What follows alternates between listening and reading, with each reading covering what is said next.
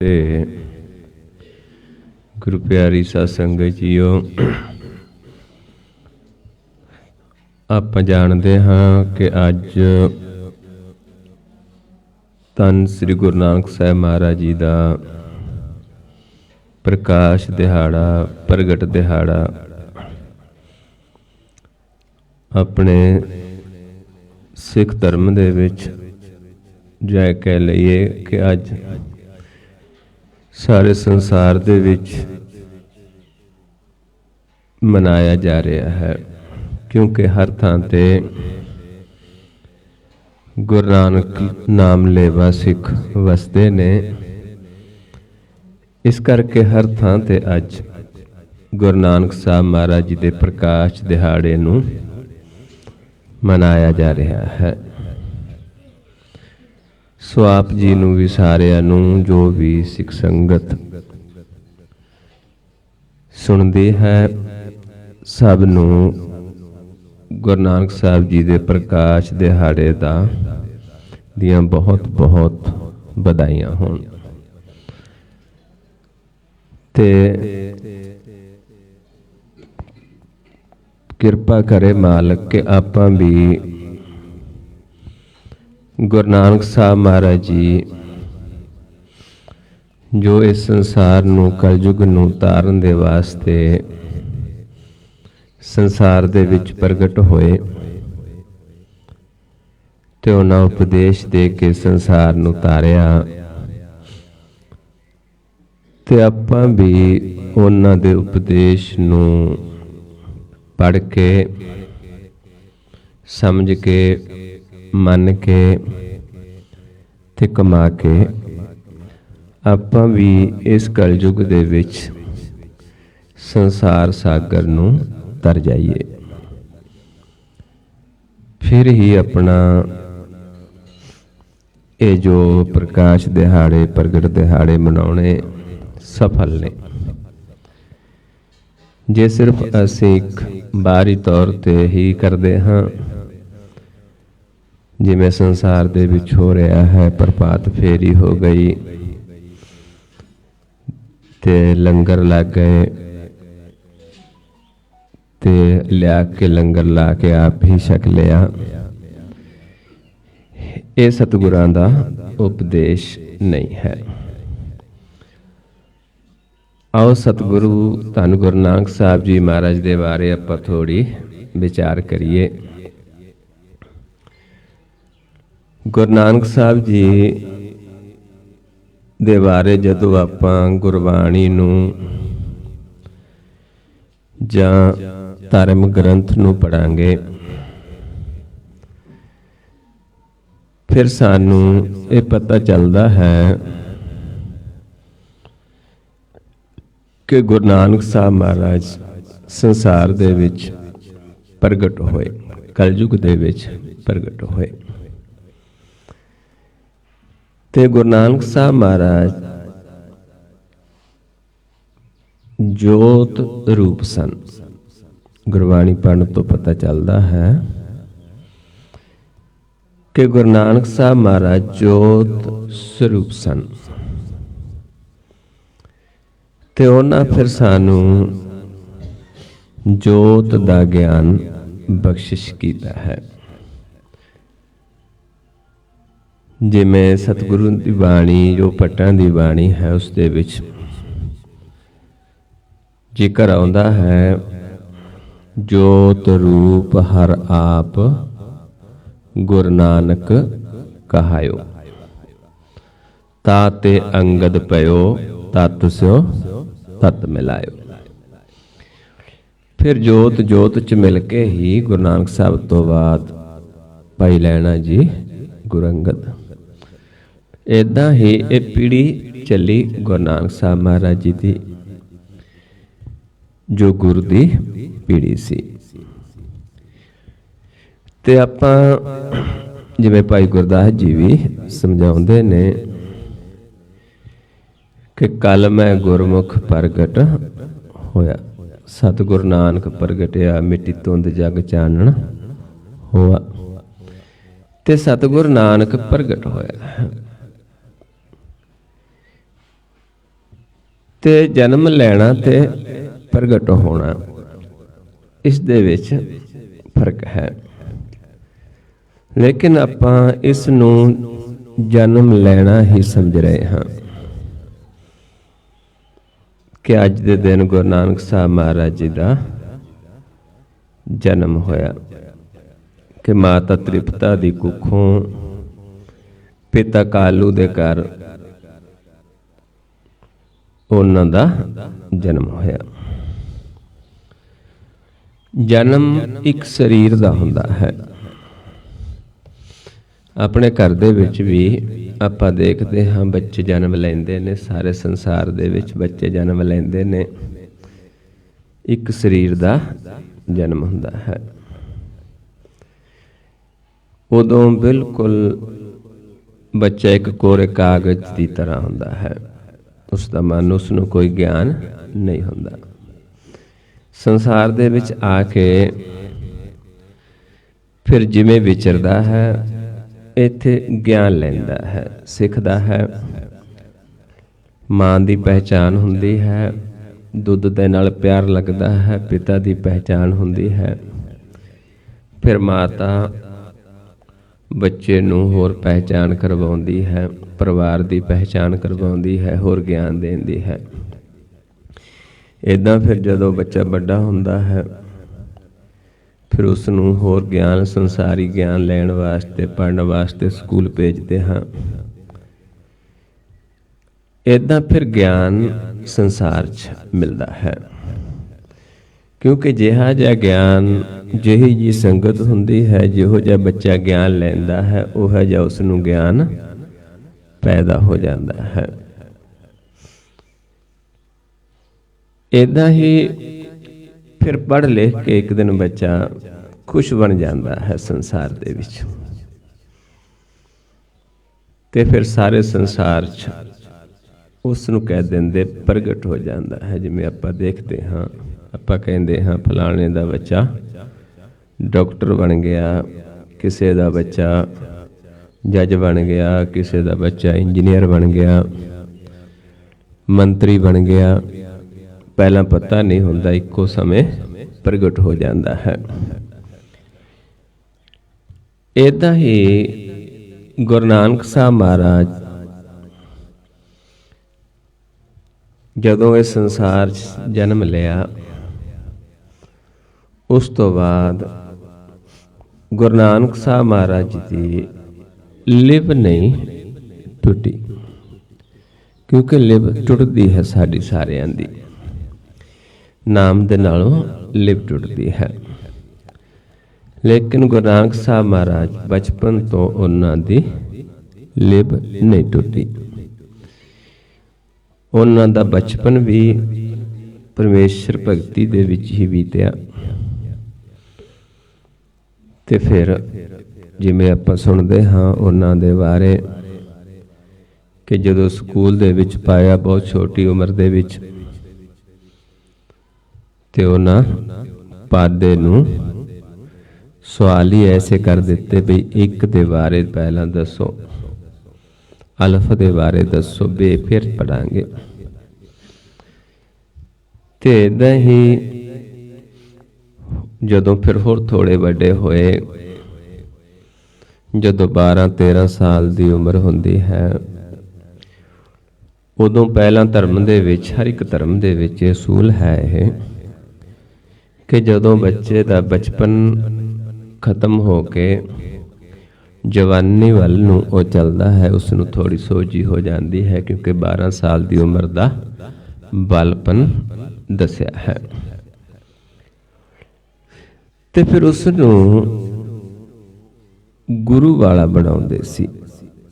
ਪਹਿਲਾਂ ਹਰ ਇੱਕ ਧਰਮ ਦੇ ਵਿੱਚ ਇਹ ਰਿਵਾਜ ਸੀ। ਜਿਵੇਂ ਕਿ ਗੁਰੂ ਨਾਨਕ ਸਾਹਿਬ ਮਹਾਰਾਜ ਹਿੰਦੂ ਧਰਮ ਦੇ ਵਿੱਚ ਉਹਨਾਂ ਦਾ ਜਨਮ ਹੋਇਆ, ਤੇ ਜਿਹੜਾ ਹਿੰਦੂ ਰੀਤੀ ਰਿਵਾਜ ਸੀ, ਉਸ ਅਨੁਸਾਰ ਜਦੋਂ ਬੱਚਾ 12-13 ਸਾਲ ਦਾ ਹੋ ਜਾਂਦਾ ਹੈ, ਫਿਰ ਉਸ ਨੂੰ ਜਨੇਊ ਪਾਇਆ ਜਾਂਦਾ ਹੈ। ਪਹਿਲਾਂ ਸਭ ਪਾਉਂਦੇ ਸੀ, क्योंकि हुण तां सब दूर चले गए धर्म तो, चाहे कोई हिंदू है, सिख है, मुसलमान है। लेकिन पहले समयां दे विच ਇਹ ਹੁੰਦਾ ਸੀ, क्योंकि धर्म ਦੇ ਨਾਲ ਲੋਕ जुड़े ਸੀ। ਇੱਦਾਂ ਹੀ ਗੁਰੂ ਨਾਨਕ ਸਾਹਿਬ ਮਹਾਰਾਜ ਤੇ ਫਿਰ ਉੱਥੇ ਜਨੇਊ ਦਾ ਵਿਰੋਧ ਕੀਤਾ, ਪੰਡਤ ਦਾ ਵਿਰੋਧ ਕੀਤਾ। ਜਨੇਊ ਦਾ ਤਾਂ ਆਪਾਂ ਨਹੀਂ ਕਹਿ ਸਕਦੇ ਕਿ ਉਹਨਾਂ ਵਿਰੋਧ ਕੀਤਾ। ਉਹਨਾਂ ਨੇ ਜੋ ਪੰਡਤ ਉਹਨਾਂ ਨੂੰ, ਜੋ ਬ੍ਰਾਹਮਣ ਜਨੇਊ ਪਾਉਣ ਆਇਆ ਸੀ, ਉਸ ਦਾ ਵਿਰੋਧ ਕੀਤਾ। ਕਿਉਂ ਵਿਰੋਧ ਕੀਤਾ? ਕਿਉਂਕਿ ਉਹਨਾਂ ਕਿਹਾ ਵੀ ਜਿਹੜਾ ਇਹ ਜਨੇਊ ਤੂੰ ਮੇਰੇ ਪਾਉਣ ਲੱਗਿਆ ਹੈ, ਇਹ ਤਾਂ ਤੂੰ ਮੁੱਲ ਖਰੀਦ ਕੇ ਲੈ ਕੇ ਆਇਆ ਦੁਕਾਨ ਤੋਂ, ਤੇ ਇਸਨੇ ਨਾਸ ਹੋ ਜਾਣਾ ਹੈ, ਇਸਨੇ ਗਲ ਜਾਣਾ ਹੈ, ਸੜ ਜਾਣਾ ਹੈ। ਤੇ ਜੇ ਨਾ ਵੀ ਅੰਤ ਸਮੇਂ ਸੜ ਜਾਏਗਾ, ਵੀ ਜਨੇਊ ਇਹ ਨਾ ਪਾ ਮੇਰੇ, ਜਨੇਊ ਤਾਂ ਪਾ, ਪਰ ਉਹ ਜਨੇਊ ਪਾ ਜਿਹੜਾ ਨਾ ਟੁੱਟੇ, ਨਾ ਉਹਨੂੰ ਮੈਲ ਲੱਗੇ, ਨਾ ਉਹ ਜਲੇ। ਤੇ ਉਹ ਤੇ ਇਹ ਵੀ ਦੱਸਿਆ ਵੀ ਉਹ ਜਨੇਊ ਜਿਹੜਾ ਹੈ ਉਹ ਕਿੱਥੋਂ ਮਿਲਦਾ ਹੈ? ਦਰਗਾਹ ਤੋਂ ਮਿਲਦਾ ਹੈ। ਚੌਕੜ ਮੁੱਲ ਅਨਾਇਆ ਬੈ ਚੌਕੇ ਪਾਇਆ, ਸਿੱਖਾ ਕੰਨ ਚੜਾਈਆ ਗੁਰ ਬ੍ਰਾਹਮਣ ਥੀਆ, ਉਹ ਮੂਆ ਉਹ ਚੜ ਪਿਆ ਬੇਤੱਗਾ ਗਿਆ। ਵੀ ਜਿਹੜਾ ਜਨੇਊ ਤੂੰ ਪਾਉਂਦਾ ਹੈ ਤਾਂ ਤੂੰ ਮੁੱਲ ਖਰੀਦ ਕੇ ਲੈ ਕੇ ਆਇਆ, ਚੌਕੇ ਤੇ ਬਿਠਾ ਕੇ ਪਾ ਦਿੱਤਾ। ਜਿਸ ਦਿਨ ਮਰਨਾ ਹੈ ਇਸਨੇ ਇੱਥੇ ਰਹਿ ਜਾਣਾ ਹੈ। ਤੇ ਕਿਹੜਾ ਪਾ? ਐਸਾ ਜਨੇਊ ਪਾ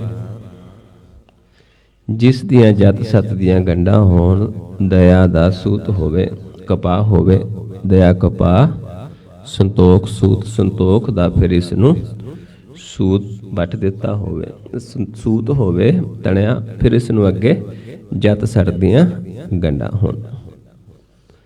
ਦਇਆ ਕਪਾਹ ਸੰਤੋਖ ਸੂਤ ਜਤ ਗੰਢੀ ਸਤਵਟ, ਸੱਚ ਦਾ ਵੱਟਾ ਦਿੱਤਾ, ਵੱਟ ਹੋਵੇ ਇਸ ਨੂੰ ਦਿੱਤਾ ਹੋਇਆ।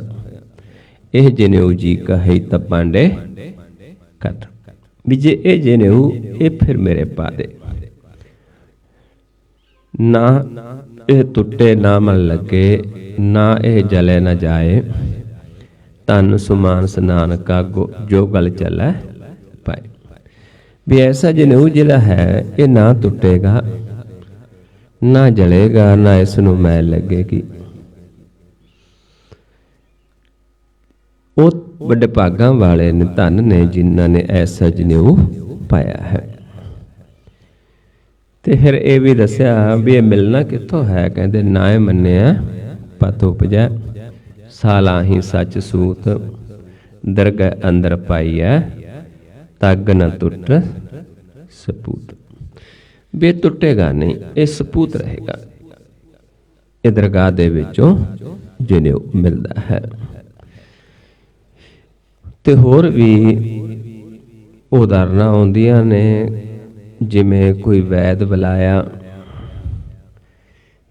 ਤੇ ਵੈਦ ਵੀ ਆ ਕੇ ਨਬਜ ਪਕੜ ਕੇ ਦੇਖਣ ਲੱਗਿਆ, ਤੇ ਗੁਰੂ ਨਾਨਕ ਸਾਹਿਬ ਮਹਾਰਾਜ ਨੇ ਵੈਦ ਨੂੰ ਵੀ ਸਮਝਾਇਆ ਵੀ ਮੈਨੂੰ ਕੋਈ ਸਰੀਰਕ ਰੋਗ ਨਹੀਂ ਹੈ, ਮੈਨੂੰ ਤਾਂ ਮਨ ਦਾ ਰੋਗ ਹੈ, ਵਿਛੋੜੇ ਦਾ ਰੋਗ ਹੈ। ਵੈਦ ਬੁਲਾਇਆ ਵੈਦਗੀ ਪਕਟ ਟੋਲੇ ਭੋਲਾ ਵੈਦ ਨਾ ਜਾਣੇ, ਕਰਕ ਕਲੇਜੇ ਮਾਹੇ। ਕਿਉਂਕਿ ਉਹਨਾਂ ਗਿਆਨ ਦੇਣਾ ਸੀ, ਨਾਮ ਦੀ ਸੋਝੀ ਦੇਣੀ ਸੀ, ਮਨ ਦਾ ਗਿਆਨ ਦੇਣਾ ਸੀ, ਪਰਮੇਸ਼ਰ ਦਾ ਗਿਆਨ ਦੇਣਾ ਸੀ। ਤੇ ਫਿਰ ਜਦੋਂ ਉਹ ਇਹਦਾ ਪ੍ਰਚਾਰ ਕਰਨ ਲੱਗੇ ਤੇ ਫਿਰ ਸੰਸਾਰ ਦੇ ਵਿੱਚ ਪ੍ਰਗਟ ਹੋ ਗਏ। ਕਿਉਂਕਿ ਹਰ ਕੋਈ ਜੀਵ ਜਦੋਂ ਸੁਣਦਾ ਹੈ ਉਸ ਨੂੰ ਗਿਆਨ ਲੈਂਦਾ ਸੀ ਗੁਰੂ ਨਾਨਕ ਸਾਹਿਬ ਜੀ ਮਹਾਰਾਜ ਦਾ, ਵੀ ਇਹ ਤਾਂ ਇੱਕ ਵੱਖਰਾ ਗਿਆਨ ਹੈ। ਇਹ ਤਾਂ ਜੋ ਸੰਸਾਰ 'ਚ ਕਰਮ ਕਾਂਡ ਹੋ ਰਿਹਾ ਹੈ, ਇਹ ਤਾਂ ਇਸ ਦਾ ਵਿਰੋਧੀ ਹੈ, ਇਹ ਤਾਂ ਸੱਚਾ ਗਿਆਨ ਦੇ ਰਹੇ ਨੇ। ਤੇ ਇੱਦਾਂ ਫਿਰ ਗੁਰੂ ਨਾਨਕ ਸਾਹਿਬ ਪ੍ਰਗਟ ਹੋਏ ਸੰਸਾਰ ਦੇ ਵਿੱਚ। ਕਿਉਂਕਿ ਗੁਰੂ ਨਾਨਕ ਜਿਹੜਾ ਹੈ, ਆਪਾਂ ਦੇਖਦੇ ਹਾਂ, ਗੁਰਬਾਣੀ ਪੜ੍ਹਦੇ ਹਾਂ, ਹਰ ਇੱਕ ਦੇ ਨਾਲ ਨਾਨਕ ਲੱਗਿਆ, ਹਰ ਸ਼ਬਦ ਦੇ ਵਿੱਚ। ਚਾਹੇ ਆਪਾਂ ਪਹਿਲਾ ਮਹੱਲਾ ਬਾਣੀ ਪੜ੍ਹਦੇ ਹਾਂ, ਚਾਹੇ ਦੂਜਾ ਪੜ੍ਹਦੇ ਹਾਂ, ਤੀਜਾ ਪੜ੍ਹਦੇ ਹਾਂ, ਚੌਥੇ ਦੀ, ਪੰਜਵੇਂ ਦੀ, ਨੌਵੇਂ ਪਾਤਸ਼ਾਹ ਜੀ ਦੀ, ਨਾਨਕ ਹੀ ਲਾਇਆ ਗਿਆ ਹੈ। ਕਿਉਂਕਿ ਨਾਨਕ ਕੌਣ ਹੈ? ਜੋਤ। ਪਹਿਲੇ ਆਪਾਂ ਵਿਚਾਰਿਆ ਕਿ ਨਾਨਕ ਕੌਣ ਹੈ? ਜੋਤ। ਤੇ ਗੁਰੂ ਨਾਨਕ ਸਾਹਿਬ ਜੀ ਦੱਸ ਗਏ ਕਿ ਉਹ ਜੋਤ ਜਿਹੜੀ ਹੈ ਉਹ ਸਾਡੇ ਸਾਰਿਆਂ 'ਚ ਹੈ। ਉਹੀ ਜੋਤ। ਸਭ ਮੈਂ ਜੋਤ, ਜੋਤ ਹੈ ਸੋਏ ਤਿਸ ਦਾ ਚਾਨਣ, ਸਭ ਮੈਂ ਚਾਨਣ ਹੋਏ। ਗੁਰ ਸਾਖੀ ਜੋਤ ਪ੍ਰਗਟ ਹੋਏ। ਹੁਣ ਜੋਤ ਆਪਣੇ ਸਾਰਿਆਂ ਦੇ ਵਿੱਚ ਹੈ, ਜੋਤ ਗੁਪਤ ਹੈ ਤੇ ਸਾਨੂੰ ਅਗਿਆਨਤਾ ਹੈ। ਉਹੀ ਜੋਤ ਜਦੋਂ ਗੁਰਦੁਆਰਾ ਪ੍ਰਗਟ ਹੋ ਜਾਂਦੀ, ਫਿਰ ਸਾਨੂੰ ਪ੍ਰਕਾਸ਼ ਹੋ ਜਾਂਦਾ, ਚਾਨਣ ਹੋ ਜਾਂਦਾ ਹੈ, ਅਗਿਆਨਤਾ ਦੂਰ ਹੋ ਜਾਂਦੀ ਹੈ।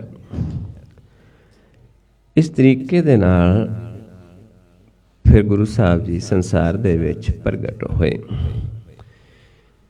ਤੇ ਜਦੋਂ ਆਪਾਂ ਦਸਮ ਗ੍ਰੰਥ ਨੂੰ ਪੜ੍ਹਦੇ ਹਾਂ, ਗੁਰੂ ਗੋਬਿੰਦ ਸਿੰਘ ਜੀ ਮਹਾਰਾਜ ਦੀ ਬਾਣੀ ਨੂੰ ਪੜ੍ਹਦੇ ਹਾਂ, ਤੇ ਫਿਰ ਸਾਨੂੰ ਜਿਵੇਂ ਕਿ ਆਪਾਂ ਦੇਖਦੇ ਹਾਂ ਕਿ ਸੰਸਾਰ ਦੇ ਵਿੱਚ ਜੋ ਕਿ ਇੱਕ ਇਤਿਹਾਸ ਹੈ, ਉਸ ਵਿੱਚ ਸਾਨੂੰ ਸਮਝਾਇਆ ਜਾਂਦਾ ਹੈ ਕਿ ਗੁਰੂ ਨਾਨਕ ਸਾਹਿਬ ਮਹਾਰਾਜ ਜੀ ਦੇ ਜੋ ਪਿਤਾ ਜੀ ਸਨ, ਉਹ ਪਟਵਾਰੀ ਸਨ।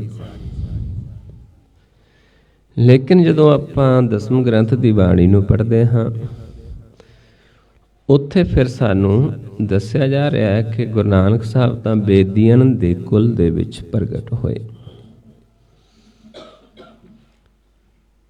ਤੇ ਬੇਦੀ ਵੀ ਦੱਸਿਆ ਵੀ ਬੇਦੀ ਕੌਣ ਹੁੰਦੇ ਨੇ? ਜਿਹੜੇ ਵੇਦ ਨੂੰ ਪੜ੍ਹ ਕੇ ਸਮਝ ਲੈਂਦੇ ਨੇ, ਜਿਨ੍ਹਾਂ ਨੂੰ ਵੇਦਾਂ ਦੀ ਸੋਝੀ ਹੋ ਜਾਂਦੀ, ਵੇਦਾਂ ਦਾ ਗਿਆਨ ਹੋ ਜਾਂਦਾ ਹੈ। ਕਦੋਂ ਹੁੰਦਾ ਹੈ? ਆਪਾਂ ਰੋਜ਼ ਵਿਚਾਰ ਕਰਦੇ ਹਾਂ ਕਿ ਜਦੋਂ ਪਰਮੇਸ਼ਰ ਖੁਸ਼ ਹੁੰਦਾ ਹੈ, ਫਿਰ ਸਾਨੂੰ ਆਪਾ ਜਣਾਉਂਦਾ ਹੈ, ਜੋਤ ਦਾ ਗਿਆਨ ਦਿੰਦਾ ਹੈ, ਫਿਰ ਸਾਨੂੰ ਵੇਦਾਂ ਸ਼ਸਤਰਾਂ ਦਾ ਗਿਆਨ ਵੀ ਹੋ ਜਾਂਦਾ ਹੈ। ਇਸ ਕਰਕੇ ਸਾਨੂੰ ਸਮਝਾਉਂਦੇ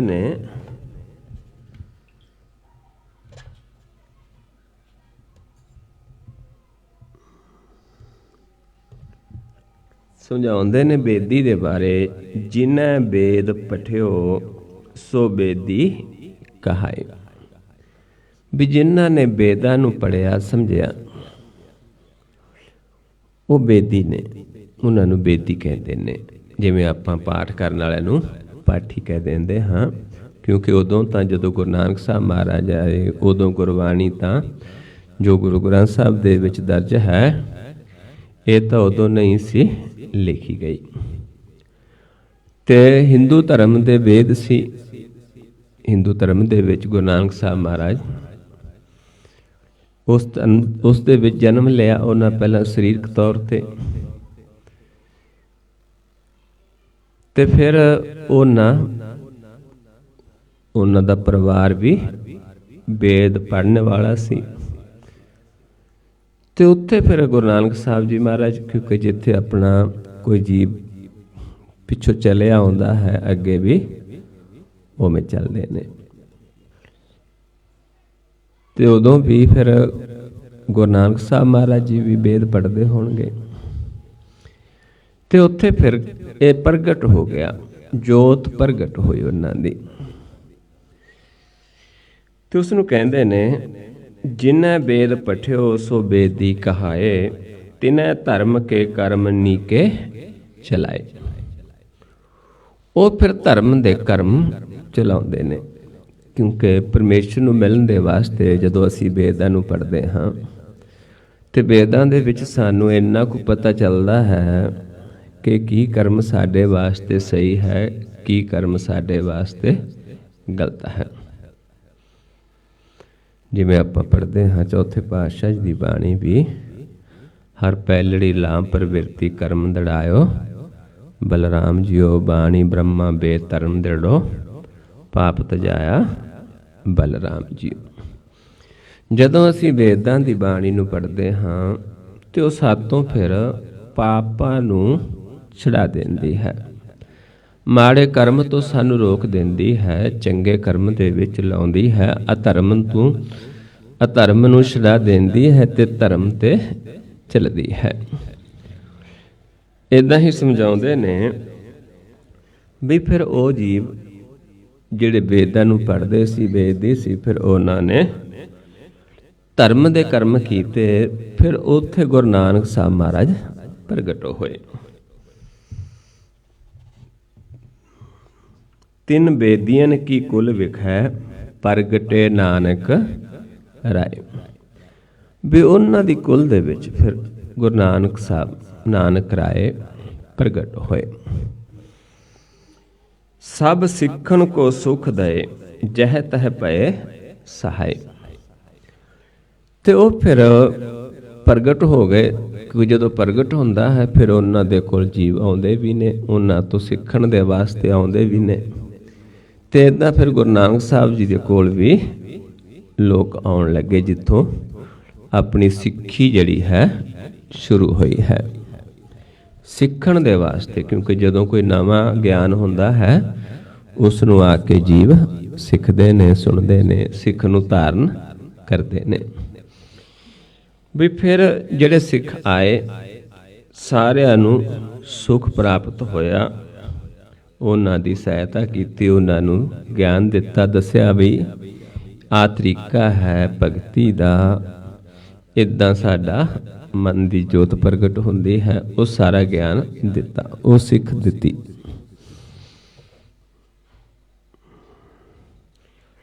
ਤੇ ਫਿਰ ਸੰਸਾਰ 'ਚ ਆ ਕੇ ਉਹ ਰਸਤਾ ਦੱਸਿਆ, ਜਿਹੜਾ ਰਸਤਾ ਪ੍ਰਭੂ ਨੂੰ ਮਿਲਣ ਦਾ ਹੈ।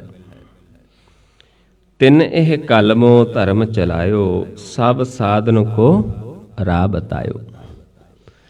ਵੀ ਫਿਰ ਜੋ ਵੀ ਆਇਆ ਉਹਨਾਂ ਜੀਵਾਂ ਜਿਹੜੇ ਪ੍ਰਭੂ ਨੂੰ ਮਿਲਣਾ ਚਾਹੁੰਦੇ ਸੀ, ਮਨ ਨੂੰ, ਆਪਣੇ ਮਨ ਨੂੰ ਸਾਧਨਾ ਚਾਹੁੰਦੇ ਸੀ, ਤੇ ਉਹਨਾਂ ਨੂੰ ਫਿਰ ਰਸਤਾ ਦੱਸਿਆ, ਵਿਦ ਦੱਸੀ, ਗੁਰ ਦੱਸਿਆ, ਮਾਰਗ ਦੱਸਿਆ।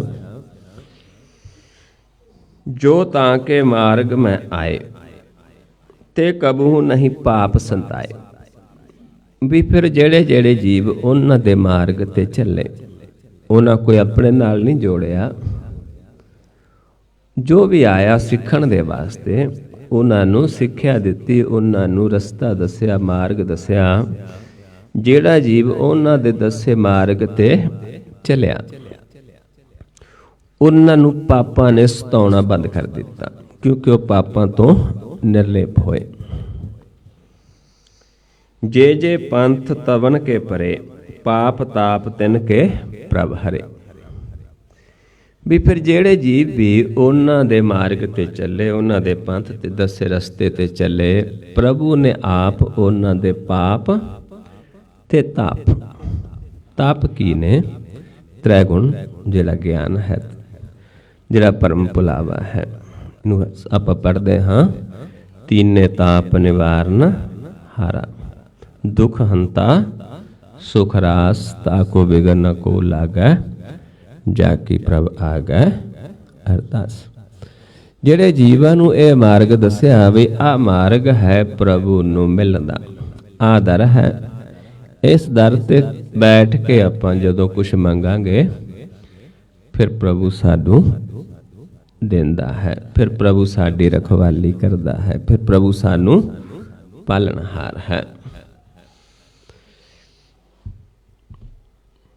ਦੁਖ ਭੂਖ ਕਬਹੂ ਨਾ ਸੰਤਾਏ, ਜਾਲ ਕਾਲ ਕੇ ਵਿੱਚ ਨਾ ਆਏ। ਵੀ ਉਹ ਜੀਵ ਜਿਹੜੇ ਉਹਨਾਂ ਦੇ ਦੱਸੇ ਮਾਰਗ ਤੇ ਚੱਲੇ, ਉਹ ਜਿਹੜਾ ਕਾਲ ਦਾ ਜਾਲ ਹੈ ਸੰਸਾਰ ਦੇ ਵਿੱਚ, ਕਾਲ ਨੇ ਜਾਲ ਕਿੱਥੇ ਪਾਇਆ ਹੈ ਸਾਡੇ? ਨੇਤਰਾਂ ਤੇ ਪਾਇਆ ਹੈ, ਰਸਨਾ ਤੇ ਪਾਇਆ ਹੈ, ਸਰਵਣਾ ਤੇ ਪਾਇਆ ਹੈ। ਤੇ ਇਹ ਜਾਲ ਜਿਹੜਾ ਫਿਰ ਉਹ ਕੱਟ ਹੋ ਜਾਂਦਾ ਹੈ, ਜਿਸ ਨੂੰ ਮਹਾਰਾਜ ਸਮਝਾਉਂਦੇ ਨੇ, ਕਾਲ ਜਾਲ ਜੇਬਾ ਅਰਨੈਣੀ, ਕੰਨੀ ਕਾਲ ਸੁਣੈ ਬਿਖ ਬੈਣੀ। ਬਿਖ ਹੁੰਦਾ ਤ੍ਰੈ ਗੁਣੀ ਵਿਚਾਰਾਂ, ਤ੍ਰੈ ਗੁਣਾਂ ਨੂੰ ਗੁਰਬਾਣੀ 'ਚ ਵਿਕਿਆ ਹੈ। ਵੀ ਅਸੀਂ ਹੁਣ ਸਾਨੂੰ ਕੀ ਲੱਗਦਾ, ਸੰਸਾਰੀ ਜੀਵਾਂ ਨੂੰ ਸੰਸਾਰੀ ਗੱਲਾਂ, ਤ੍ਰੈ ਗੁਣੀ ਗੱਲਾਂ ਆਪਾਂ ਜਿੰਨੀਆਂ ਮਰਜ਼ੀ ਸੁਣੀ ਜਾਈਏ, ਰਸਨਾ ਦੁਆਰਾ ਜਿੰਨੀਆਂ ਮਰਜ਼ੀ ਕਰੀ ਜਾਈਏ, ਨੇਤਰਾਂ ਦੁਆਰਾ ਸੰਸਾਰ ਨੂੰ ਦੇਖੀ ਜਾਈਏ, ਪਰ ਆਪਾਂ ਨਿਰੰਕਾਰ ਨੂੰ ਨਾ ਦੇਖ ਸਕਦੇ, ਨਾ ਉਸ ਦੀ ਗੱਲ ਕਰ ਸਕਦੇ, ਤੇ ਨਾ ਉਸ ਨੂੰ ਆਪਾਂ ਗਿਆਨ ਲੈਂਦੇ ਹਾਂ। ਜਿਹੜੇ ਉਸ ਰਸਤੇ ਤੇ ਚੱਲ ਪੈਂਦੇ ਨੇ ਉਹਨਾਂ ਨੂੰ ਫਿਰ ਚੰਗਾ ਹੀ ਕੀ ਲੱਗਦਾ ਹੈ, ਪ੍ਰਭੂ ਦੀ ਸਿਫਤ ਸਲਾਹ, ਪ੍ਰਭੂ ਦੇ ਦਰਸ਼ਨ, ਪ੍ਰਭੂ ਦਾ ਗਿਆਨ ਸੁਣਨਾ। ਉਹ ਫਿਰ ਸਾਡਾ ਜਿਹੜਾ ਕਾਲ ਜਾਲ ਹੈ ਉਹ ਕੱਟਿਆ ਜਾਂਦਾ ਹੈ, ਕਿਉਂਕਿ ਜਿੰਨੀ ਦੇਰ ਕਾਲ ਜਾਲ ਹੈ ਉਨੀ ਦੇਰ ਆਪਾਂ ਸੰਸਾਰ ਦੇ ਵਿੱਚ ਮਗਨ ਹਾਂ, ਸੰਸਾਰੀ ਗੱਲਾਂ ਸੁਣਨ ਦੇ ਵਿੱਚ, ਕਰਨ ਦੇ ਵਿੱਚ, ਸੰਸਾਰ ਨੂੰ ਦੇਖਣ ਦੇ ਵਿੱਚ। ਫਿਰ ਮਾਲਕ ਇਹ ਕੱਟ ਦਿੰਦਾ ਹੈ ਸਾਡਾ। ਫਿਰ ਸਿੱਖ ਆਏ, ਸਿੱਖਾਂ ਦੇ ਵਿੱਚ ਭਾਈ ਲਹਿਣਾ ਜੀ ਵੀ ਆਏ। ਫਿਰ ਗੁਰੂ ਨਾਨਕ ਸਾਹਿਬ ਮਹਾਰਾਜ ਨੇ ਭਾਈ ਲਹਿਣਾ ਜੀ ਨੂੰ ਇਹ ਪ੍ਰਚਾਰ ਦੇ ਵਾਸਤੇ ਡਿਊਟੀ ਲਾਈ। ਨਾਨਕ ਅੰਗਦ ਕੋ ਬਪ ਧਰਾ, ਧਰਮ ਪ੍ਰਚਰ ਇਹ ਜਗ ਮੋ ਕਰਾ। ਫਿਰ ਆਪਾਂ ਕਿਵੇਂ ਉਸ ਪ੍ਰਭੂ ਦੇ ਸੰਗ ਜੁੜਨਾ ਹੈ, ਕਿਵੇਂ ਅੰਗ ਸੰਗ ਦੇਖਣਾ ਹੈ। ਉਹ ਜੀਵ ਜਿਹੜੇ ਫਿਰ ਇਹ ਲੈਣਾ ਚਾਹੁੰਦੇ ਨੇ ਉਹਨਾਂ ਨੂੰ ਫਿਰ ਦਿੰਦਾ ਹੈ ਮਾਲਕ। ਤੇ ਇੱਦਾਂ ਫਿਰ ਆਪਾਂ ਅੰਗ ਸੰਗ ਹੋ ਜਾਂਦੇ ਹਾਂ, ਕਿਉਂਕਿ ਇਹ ਸਾਨੂੰ ਮਾਰਗ ਬਤਾਇਆ ਹੈ, ਦੱਸਿਆ ਹੈ। ਤੇ ਆਪਾਂ ਸਾਰੇ ਹੀ ਇਸ ਮਾਰਗ ਤੇ ਚੱਲ ਸਕਦੇ ਹਾਂ। ਗੁਰਬਾਣੀ ਦੇ ਵਿੱਚ ਜਿਵੇਂ ਆਪਾਂ ਦੇਖਦੇ ਹਾਂ, ਜੋ ਡਾਕਟਰ ਬਣ ਜਾਂਦਾ ਹੈ, ਪੜ੍ਹ ਲਿਖ ਕੇ ਡਾਕਟਰ ਬਣਦਾ ਹੈ ਜਾਂ ਕੋਈ ਨਵੀਂ ਖੋਜ ਕਰਦਾ ਹੈ, ਉਹ ਇੱਕ ਜੀਵ ਦੀ ਖੋਜ ਹੁੰਦੀ ਹੈ, ਉਸ ਨੂੰ ਲਿਖਤੀ ਰੂਪ 'ਚ ਦੱਸ ਦਿੰਦਾ ਹੈ। ਉਸ ਨੂੰ ਪੜ੍ਹ ਕੇ ਕਿੰਨੇ ਜੀਵ ਡਾਕਟਰ ਬਣ ਜਾਂਦੇ ਨੇ, ਕਿੰਨੇ ਜੀਵ ਉਸ ਖੋਜ ਤੋਂ ਅੱਗੇ ਹੋਰ ਨਵੀਂ ਖੋਜ ਵੀ ਕਰ ਲੈਂਦੇ ਨੇ। ਇੱਦਾਂ ਹੀ ਜਿਹੜੀ ਇਹ ਗੁਰਬਾਣੀ ਲਿਖੀ ਗਈ ਹੈ, ਇਸ ਵਾਸਤੇ ਨਹੀਂ ਲਿਖੀ ਬਈ ਆਪਾਂ ਗੁਰੂ ਨਾਨਕ ਸਾਹਿਬ ਨੇ ਲਿਖੀ ਆਪਾਂ ਪੜ੍ਹੀਏ, ਜਾਂ ਗੁਰੂ ਨਾਨਕ ਸਾਹਿਬ ਜੀ ਨੇ ਇਸ ਕਰਕੇ ਨਹੀਂ ਲਿਖੀ ਕਿ ਲੋਕ ਇਸ ਨੂੰ ਬਸ ਪੜ੍ਹਨ ਤੱਕ ਸੀਮਤ ਰਹਿਣ। ਉਹਨਾਂ ਲਿਖੀ ਸੀ ਕਿ ਲੋਕ ਗੁਰਬਾਣੀ ਨੂੰ ਪੜ੍ਹਨ, ਇਸ ਨੂੰ ਸਮਝਣ, ਮੰਨਣ ਤੇ ਕਮਾ ਕੇ ਮੋਕਸ਼ ਨੂੰ ਪ੍ਰਾਪਤ ਕਰਨ। ਇਸ ਕਰਕੇ ਇਹ ਬਾਣੀ ਲਿਖੀ ਗਈ ਸੀ। ਤੇ ਇਸ ਕਰਕੇ ਸਮਝਾਉਂਦੇ ਨੇ ਵੀ ਜਿਹੜੇ ਜਿਹੜੇ ਜੀਵ ਉਸ ਰਸਤੇ ਤੇ ਚੱਲੇ, ਉਹ ਫਿਰ ਇਸ ਕਾਲ ਜਾਲ ਤੋਂ ਰਹਿਤ ਹੋ ਗਏ।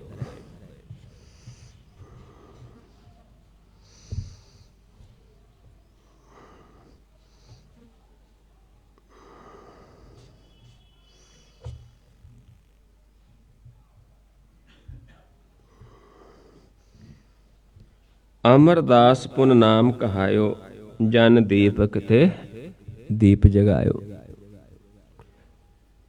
ਫਿਰ ਅਮਰਦਾਸ,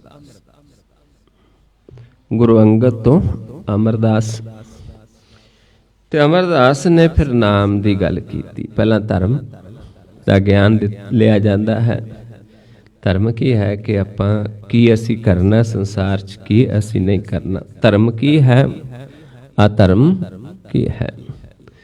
ਧਰਮ ਦੇ ਵਿੱਚ ਕੀ ਆਉਂਦਾ ਹੈ, ਦਸਾਂ ਨੌਹਾਂ ਦੀ ਕਿਰਤ ਕਰਨੀ, ਕਿਸੇ ਦਾ ਹੱਕ ਨਹੀਂ ਮਾਰਨਾ, ਪਰਾਇਆ ਧਨ, ਪਰਾਈ ਨਿੰਦਾ ਚੁਗਲੀ।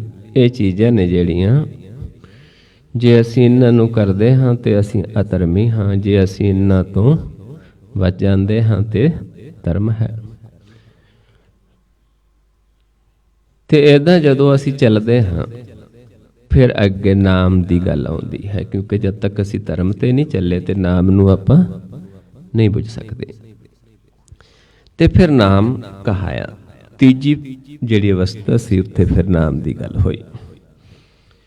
ਅਮਰਦਾਸ ਪੁਨ ਨਾਮ ਕਹਾਇਓ, ਜਨ ਦੀਪਕ ਤੇ ਦੀਪ ਜਗਾਇਓ। ਉਹਨਾਂ ਫਿਰ ਨਾਮ ਦੀ ਸੋਝੀ ਦਿੱਤੀ, ਜੋਤ ਦਾ ਗਿਆਨ ਦਿੱਤਾ ਕਿ ਕਿਵੇਂ ਆਪਾਂ ਆਪਣੀ ਜੋਤ ਨੂੰ ਜਗਾਉਣਾ ਹੈ। ਇੱਕ ਜਗਦੀ ਜੋਤ ਤੋਂ ਕਿਵੇਂ ਦੂਜੀ ਜੋਤ ਨੂੰ ਜਗਾਉਣਾ ਹੈ। ਜਿਵੇਂ ਆਪਾਂ ਦੇਖਦੇ ਹਾਂ ਇੱਕ ਦੀਵਾ ਬੁਝਿਆ ਹੈ, ਇੱਕ ਜਗਦਾ ਹੈ। ਜਗਦੇ ਦੀਵੇ ਤੋਂ ਆਪਾਂ ਜਦ ਦੀਵੇ ਦੇ ਵਿੱਚ ਬੱਤੀ ਹੋਏਗੀ, ਤੇਲ ਹੋਏਗਾ, ਤੇ ਫਿਰ ਆਪਾਂ ਉਸ ਦੀਵੇ ਨੂੰ ਜਗਦੇ ਜੀਵੇ ਤੋਂ ਜਗਾ ਸਕਦੇ ਹਾਂ। ਪਰ ਖਾਲੀ ਦੀਵਾ ਨਹੀਂ ਜਗੇਗਾ, ਦੀਵੇ ਦੇ ਵਿੱਚ ਬੱਤੀ ਤੇ ਤੇਲ ਹੋਣਾ ਚਾਹੀਦਾ ਹੈ। ਇੱਦਾਂ ਹੀ ਜਦ ਤੱਕ ਸਾਡੇ ਸਰੀਰ ਦੇ ਵਿੱਚ ਸਵਾਸ ਚੱਲਦੇ ਨੇ, ਜੋਤ ਹੈ, ਉਸ ਸਮੇਂ ਤੱਕ ਆਪਾਂ ਆਪਣੀ ਜੋਤ ਨੂੰ ਜਗਾ ਸਕਦੇ ਹਾਂ। ਬੱਤੀ ਵੀ ਹੈ, ਸਵਾਸਾ ਰੂਪੀ ਤੇਲ ਵੀ ਹੈ। ਜਦੋਂ ਇਸ ਦੇ ਵਿੱਚੋਂ ਇਹ ਖਤਮ ਹੋ ਗਿਆ, ਫਿਰ ਆਪਾਂ ਮੁਰਦੇ ਨੂੰ ਕਹੀਏ ਵੀ ਦੀ ਜੋਤ ਜਗਾਵਾਂਗੇ, ਨਹੀਂ ਜਗਦੀ।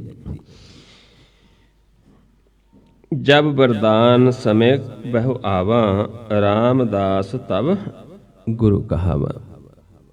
ਉਸ ਤੋਂ ਬਾਅਦ ਫਿਰ ਰਾਮਦਾਸ ਜੀ ਗੁਰੂ ਦੀ ਪਦਵੀ ਤੇ ਗਏ।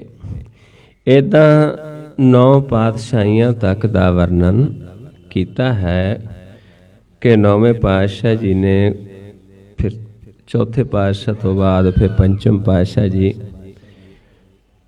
ਫਿਰ 6ਵੇਂ ਪਾਤਸ਼ਾਹ ਹਰਗੋਬਿੰਦ ਸਾਹਿਬ, ਫਿਰ ਹਰ ਰਾਏ ਸਾਹਿਬ, ਫਿਰ ਹਰਕ੍ਰਿਸ਼ਨ ਸਾਹਿਬ, ਫਿਰ ਗੁਰੂ ਤੇਗ ਬਹਾਦਰ ਜੀ, ਜਿਨ੍ਹਾਂ ਨੇ ਆ ਕੇ ਫਿਰ ਇੱਕ ਐਸਾ ਕਾਰਜ ਕੀਤਾ ਕਿ ਧਰਮ ਦੇ ਵਾਸਤੇ ਆਪਣਾ ਸੀਸ ਦਿੱਤਾ। ਜਿਹੋ ਜੀ ਕਿਰਿਆ ਕਿਸੇ ਹੋਰ ਨੇ ਨਹੀਂ ਕੀਤੀ। ਠੀਕਰ ਫੋਰ ਦਲੀ ਸਿਰ, ਪ੍ਰਭੈ ਕੀਆ ਪਿਆਨ, ਤੇਗ ਬਹਾਦਰ ਸੀ ਕਿਰਿਆ ਕਰੀ ਨ ਕਿਨਹੂ ਆਨ। ਇਸ ਤਰੀਕੇ ਦੇ ਨਾਲ ਇਹ ਚੱਲੇ ਜੋ ਗੁਰੂ ਸਾਹਿਬ ਜੀ ਨੇ ਦਸਮ ਗ੍ਰੰਥ ਦੇ ਵਿੱਚ ਗੁਰੂ ਸਾਹਿਬਾਨਾਂ ਦੇ ਬਾਰੇ ਸਾਨੂੰ ਬਿਆਨ ਕੀਤਾ ਹੈ। ਤੇ ਫਿਰ ਦੱਸਦੇ ਨੇ, ਕਹਿੰਦੇ ਜੋ ਤਾਂ ਕਿ ਮਾਰਗ ਮੈਂ ਆਏ, ਕਬੂ ਨਹੀਂ ਪਾਪ ਸੰਤਾਏ, ਤੇ ਕਬੂ ਨਹੀਂ ਪਾਪ ਸੰਤਾਏ। ਵੀ ਜਿਹੜੇ ਇਸ ਮਾਰਗ ਤੇ ਚੱਲੇ ਉਹਨਾਂ ਨੂੰ ਪਾਪਾਂ ਨੇ ਸਤਾਉਣਾ ਬੰਦ ਕਰ ਦਿੱਤਾ। ਪਾਪ ਕੀ ਨੇ? ਕਿ ਲੋਭ ਦੇ ਵਿੱਚ ਨਹੀਂ ਫਸੇ, ਕ੍ਰੋਧ ਦੇ ਵਿੱਚ ਨਹੀਂ ਫਸੇ, ਕਾਮ ਦੇ ਵਿੱਚ ਨਹੀਂ ਫਸੇ। ਜਿਹੜੇ 5 ਦੁਸ਼ਟ ਪਾਪ ਕਰਵਾਉਂਦੇ ਨੇ, ਇਹਨਾਂ ਤੋਂ ਉਹ ਜੀਵ ਬਚ ਗਏ ਜਿਹੜੇ ਉਸ ਮਾਰਗ ਤੇ ਆਏ ਜੋ ਗੁਰੂ ਨਾਨਕ ਸਾਹਿਬ ਜੀ ਨੇ ਸਿੱਖਾਂ ਨੂੰ ਦੱਸਿਆ। ਜੇ ਜੇ ਪੰਥ ਤਵਨ ਕੇ ਪਰੇ, ਪਾਪ ਤਾਪ ਤਿਨ ਕੇ। ਇਹ ਆਪਾਂ ਵਿਚਾਰ ਹੀ ਲਿਆ। ਹੁਣ ਅੱਗੇ ਸਮਝਾਉਂਦੇ ਨੇ ਵੀ ਜਿਨ੍ਹਾਂ ਜੀਵਾਂ ਨੇ ਫਿਰ ਸੰਸਾਰ ਦੇ ਵਿੱਚ ਪਹਿਲਾਂ ਗੁਰੂ ਨਾਨਕ ਸਾਹਿਬ ਨੂੰ ਮੰਨਿਆ, ਕਿਉਂਕਿ ਜਦੋਂ ਫਿਰ ਉਹਨਾਂ ਦਾ ਜਿਹੜਾ ਸਰੀਰ ਸੀ ਪੁਰਾਣ ਬੁਢੇਪੇ ਵੱਲ ਆਇਆ, ਕਿਉਂਕਿ ਸਰੀਰ ਦੇ ਸਵਾਸ ਗਿਣ ਕੇ ਦਿੱਤੇ ਨੇ, ਸਰੀਰ ਦਾ ਸਮਾਂ ਸਾਨੂੰ ਗਿਣ ਕੇ ਦਿੱਤਾ ਹੋਇਆ ਹੈ। ਗਿਣ ਕਾਲੇ ਸਭ ਦੇ ਵਿਸਾਸ ਨਾ ਵੱਢਣ ਘਟਣ ਤਿਲ ਸਾਲ। ਫਿਰ ਉਹਨਾਂ ਇਹ ਗੱਦੀ ਸੀ ਜਿਹੜੀ ਉਹਨਾਂ ਦੀ ਡਿਊਟੀ ਸੀ, ਉਹ ਭਾਈ ਲੈਣੇ ਦੁਆਰਾ ਕਰਨੀ ਸ਼ੁਰੂ ਕੀਤੀ, ਕਿਉਂਕਿ ਲੈਣਾ ਜੀ ਉਹਨਾਂ ਦੀ ਜੋਤ ਪ੍ਰਭੂ ਸਮਾਈ ਤੇ ਫਿਰ ਆਪ ਭਾਈ ਲੈਣਾ ਦੁਆਰਾ ਗਿਆਨ ਦਿੱਤਾ। ਉਹ ਜੋਤ ਉਹੀ ਸੀ ਜਿਹੜੀ ਆ ਕੇ ਭਾਈ ਲੈਣਾ ਦੇ ਵਿੱਚ ਵਸ ਗਈ, ਪ੍ਰਗਟ ਹੋ ਗਈ, ਜਿਸ ਨੂੰ ਮਹਾਰਾਜ ਸਮਝਾਉਂਦੇ ਨੇ, ਜੋਤ ਓਹਾ ਜੁਗਤ ਸਾਏ, ਸਹਿ ਕਾਇਆ ਫਿਰ ਪਲਟੀ ਹੈ। ਵੀ ਜੋਤ ਵੀ ਹੋਈ ਸੀ, ਜੁਗਤੀ ਵੀ ਹੋਈ ਸੀ, ਸਿਰਫ ਸਰੀਰ ਬਦਲਿਆ। ਭਾਈ ਲੈਣੇ ਵਾਲੇ ਸਰੀਰ ਚੋਂ ਗਿਆਨ ਦੇਣਾ ਸ਼ੁਰੂ ਕੀਤਾ। ਤੇ ਉਸ ਤੋਂ ਹੀ ਫਿਰ ਅਮਰਦਾਸ ਇਹ ਕਿਵੇਂ ਹੋਇਆ? ਕਿਉਂਕਿ ਜਿਹੜੇ ਜੀਵ ਗਿਆਨਵਾਨ ਸੀ, ਗੁਰੂ ਨਾਨਕ ਸਾਹਿਬ ਤੋਂ ਬਾਅਦ ਅੱਗੇ ਜਿਉਂ ਹੀ ਗੁਰੂ ਨਾਨਕ ਸਾਹਿਬ ਜੀ ਨੇ ਗੁਰਗੱਦੀ ਗੁਰੂ ਅੰਗਦ ਦੇਵ ਜੀ ਨੂੰ, ਭਾਈ ਲਹਿਣਾ ਜੀ ਨੂੰ ਦਿੱਤੀ। ਉਸ ਤੋਂ ਬਾਅਦ ਫਿਰ ਇਹ ਕਿਉਂਕਿ ਦੋ ਰਸਤੇ ਚੱਲ ਪੈਂਦੇ ਨੇ। ਇੱਕ ਉਹ ਜੀਵ ਹੁੰਦੇ ਨੇ ਜਿਹੜੇ ਸਰੀਰਾਂ ਦੇ ਨਾਲ ਜੁੜੇ ਹੁੰਦੇ ਨੇ, ਇੱਕ ਉਹ ਜੀਵ ਹੁੰਦੇ ਨੇ ਜਿਹੜੇ ਗਿਆਨ ਦੇ ਨਾਲ ਜੁੜੇ ਹੁੰਦੇ ਨੇ। ਹੁਣ ਜਿਹੜੇ ਗਿਆਨ ਦੇ ਨਾਲ ਜੁੜੇ ਸੀ, ਉਹਨਾਂ ਨੇ ਪਹਿਚਾਣਿਆ, ਸਮਝਿਆ ਕਿ ਇਹ ਭਾਈ ਲੈਣਾ ਜੀ ਉਹ ਗਿਆਨ ਦੇ ਰਹੇ ਨੇ। ਤੇ ਜਿਹੜੇ ਸਰੀਰ ਨਾਲ ਜੁੜੇ ਸੀ, ਉਹ ਫਿਰ ਅੱਗੇ ਚੱਲ ਪਏ ਕਿ ਅੱਗੇ ਗੁਰੂ ਨਾਨਕ ਸਾਹਿਬ ਮਹਾਰਾਜ ਦੇ ਸਰੀਰ ਕਰਕੇ ਜੋ ਉਹਨਾਂ ਦਾ ਇੱਥੇ ਸੰਸਾਰਿਕ ਗ੍ਰਸਤ ਸੀ, ਉੱਥੋਂ 2 ਸੁਪੁੱਤਰ ਵੀ ਸਨ, ਤੇ ਇੱਦਾਂ 2 ਦੇ ਵਿੱਚ ਵੰਡੇ ਗਏ। ਹੁਣ ਇੱਥੇ ਸਾਨੂੰ ਸਮਝਾਉਂਦੇ ਨੇ ਕਿ ਕਈ ਜੀਵ ਤਾਂ ਭਾਈ ਲੈਣੇ ਨੂੰ, ਅੰਗਦ ਨੂੰ ਗੁਰੂ ਨਾਨਕ ਤੋਂ ਵੱਖ ਸਮਝਦੇ ਸੀ, ਤੇ ਭਾਈ ਲੈਣੇ ਤੋਂ ਅਮਰਦਾਸ ਜੀ ਹੋਏ ਉਹਨਾਂ ਨੂੰ ਵੱਖ ਸਮਝਦੇ ਸੀ, ਜਿਵੇਂ ਅੱਜ ਵੀ ਆਪਾਂ ਕਰਦੇ ਹਾਂ। ਸ੍ਰੀ ਨਾਨਕ ਅੰਗਦ ਕਰ ਮਾਨਾ, ਅਮਰਦਾਸ ਅੰਗਦ ਪਹਿਚਾਨਾ। ਅਮਰਦਾਸ ਰਾਮਦਾਸ ਕਹਾਇਓ, ਸਾਧਨ ਲਖਾ ਮੂੜ ਨ ਪਾਇਓ। ਤੇ ਸਮਝਾਉਂਦੇ ਨੇ ਕਿ ਕਈ ਜੀਵਾਂ ਨੇ ਗੁਰੂ ਨਾਨਕ ਨੂੰ ਹੀ ਅੰਗਦ ਮੰਨਿਆ, ਤੇ ਫਿਰ ਅਮਰਦਾਸ ਨੂੰ ਅੰਗਦ ਪਹਿਚਾਣਿਆ, ਗੁਰੂ ਅੰਗਦ ਨੂੰ ਗੁਰੂ ਨਾਨਕ ਪਹਿਚਾਨਿਆ, ਤੇ ਅਮਰਦਾਸ ਜੀ ਨੂੰ ਗੁਰੂ ਅੰਗਦ ਪਹਿਚਾਨਿਆ। ਤੇ ਫਿਰ ਰਾਮਦਾਸ, ਅਮਰਦਾਸ, ਏਦਾਂ ਉਹਨਾਂ ਨੂੰ ਗਿਆਨ ਸੀ ਕਿ ਇਹ ਇੱਕ ਹੀ ਨੇ, ਇਹ ਵੱਖ-ਵੱਖ ਨਹੀਂ ਹਨ। ਜਿਨ੍ਹਾਂ ਪਹਿਚਾਨ ਲਿਆ, ਭਿੰਨ ਭਿੰਨ ਸਭ ਹੂੰ ਕਰ ਜਾਣਾ, ਏਕ ਰੂਪ ਕਿਨਹੂ ਪਹਿਚਾਨਾ। ਤੇ ਬਹੁਤੇ ਸਾਰੇ ਲੋਕਾਂ ਨੇ ਤਾਂ ਉਹਨਾਂ ਨੂੰ ਭਿੰਨ ਭਿੰਨ ਕਰਕੇ ਜਾਣਿਆ, ਵੱਖਰੇ ਵੱਖਰੇ ਕਰਕੇ ਜਾਣਿਆ ਕਿ ਭਾਈ ਗੁਰੂ ਨਾਨਕ ਹੋਰ ਸੀ, ਗੁਰੂ ਲੈਣਾ ਗੁਰੂ ਅੰਗਦ ਸਾਹਿਬ ਵੱਖ ਨੇ, ਹੋਰ ਨੇ, ਗੁਰੂ ਅਮਰਦਾਸ ਜੀ ਹੋਰ ਨੇ, ਗੁਰੂ ਰਾਮਦਾਸ ਜੀ ਹੋਰ ਨੇ। ਪਰ ਕਹਿੰਦੇ ਕੋਈ ਵਿਰਲਾ ਸੀ ਜਿਹਨੇ ਇੱਕ ਹੀ ਪਹਿਚਾਣਿਆ, ਏਕ ਰੂਪ ਕਿਨਹੂ ਪਹਿਚਾਨਾ। ਜਿਨ ਜਾਨਾ ਤਿਨ ਹੀ ਸਿਧ ਪਾਈ, ਵੀ ਜਿਹਨੇ ਉਹਨਾਂ ਸਾਰਿਆਂ ਨੂੰ ਇੱਕ ਕਰਕੇ ਜਾਣਿਆ, ਉਸੇ ਨੂੰ ਫਿਰ ਇਹ ਸਾਰੀ ਸੋਝੀ ਪ੍ਰਾਪਤ ਹੋਈ, ਉਸੇ ਨੂੰ ਇਹ ਸਿੱਧੀ ਪ੍ਰਾਪਤ ਹੋਈ। ਬਿਨ ਸਮਝੇ ਸਿੱਧ ਹਾਥ ਨਾ ਆਈ। ਜਦ ਤੱਕ ਇਹ ਸਮਝਿਆ ਨਹੀਂ, ਜਦ ਤੱਕ ਵੱਖ-ਵੱਖ ਸਮਝਦੇ ਰਹੇ, ਭਿੰਨ-ਭਿੰਨ ਸਮਝਦੇ ਰਹੇ, ਉਹਨਾਂ ਨੂੰ ਇਹ ਸਿੱਧੀ ਪ੍ਰਾਪਤ ਨਹੀਂ ਹੋਈ, ਇਹ ਗਿਆਨ ਪ੍ਰਾਪਤ ਨਹੀਂ ਹੋਇਆ। ਰਾਮਦਾਸ ਹਰ ਸੋ ਮਿਲ ਗਏ, ਗੁਰਤਾ ਦੇ ਅਰਜਨੇ ਪਏ। ਰਾਮਦਾਸ ਜੀ ਫਿਰ ਹਰੀ ਦੇ ਨਾਲ ਮਿਲ ਗਏ, ਸਮਾ ਗਏ। ਫਿਰ ਗੁਰਤਾ ਗੁਰੂ ਅਰਜਨ ਦੇਵ ਜੀ ਨੂੰ ਦਿੱਤੀ। ਜਬ ਅਰਜਨ ਪ੍ਰਭਲੋਕ ਸਿਧਾਏ, ਹਰ ਗੋਬਿੰਦ ਤੇ ਠਾਂ ਠਹਿਰਾਏ। ਫਿਰ ਜਦੋਂ ਅਰਜਨ ਦੇਵ ਜੀ ਪ੍ਰਲੋਕ ਗਏ, ਉਦੋਂ ਹਰ ਗੋਬਿੰਦ ਸਾਹਿਬ ਜੀ ਨੂੰ ਇਹ ਗੁਰਗੱਦੀ ਤੇ ਬਿਠਾਇਆ। ਉਹਨਾਂ ਦੀ ਥਾਂ ਹਰ ਗੋਬਿੰਦ ਸਾਹਿਬ ਜੀ ਆਏ।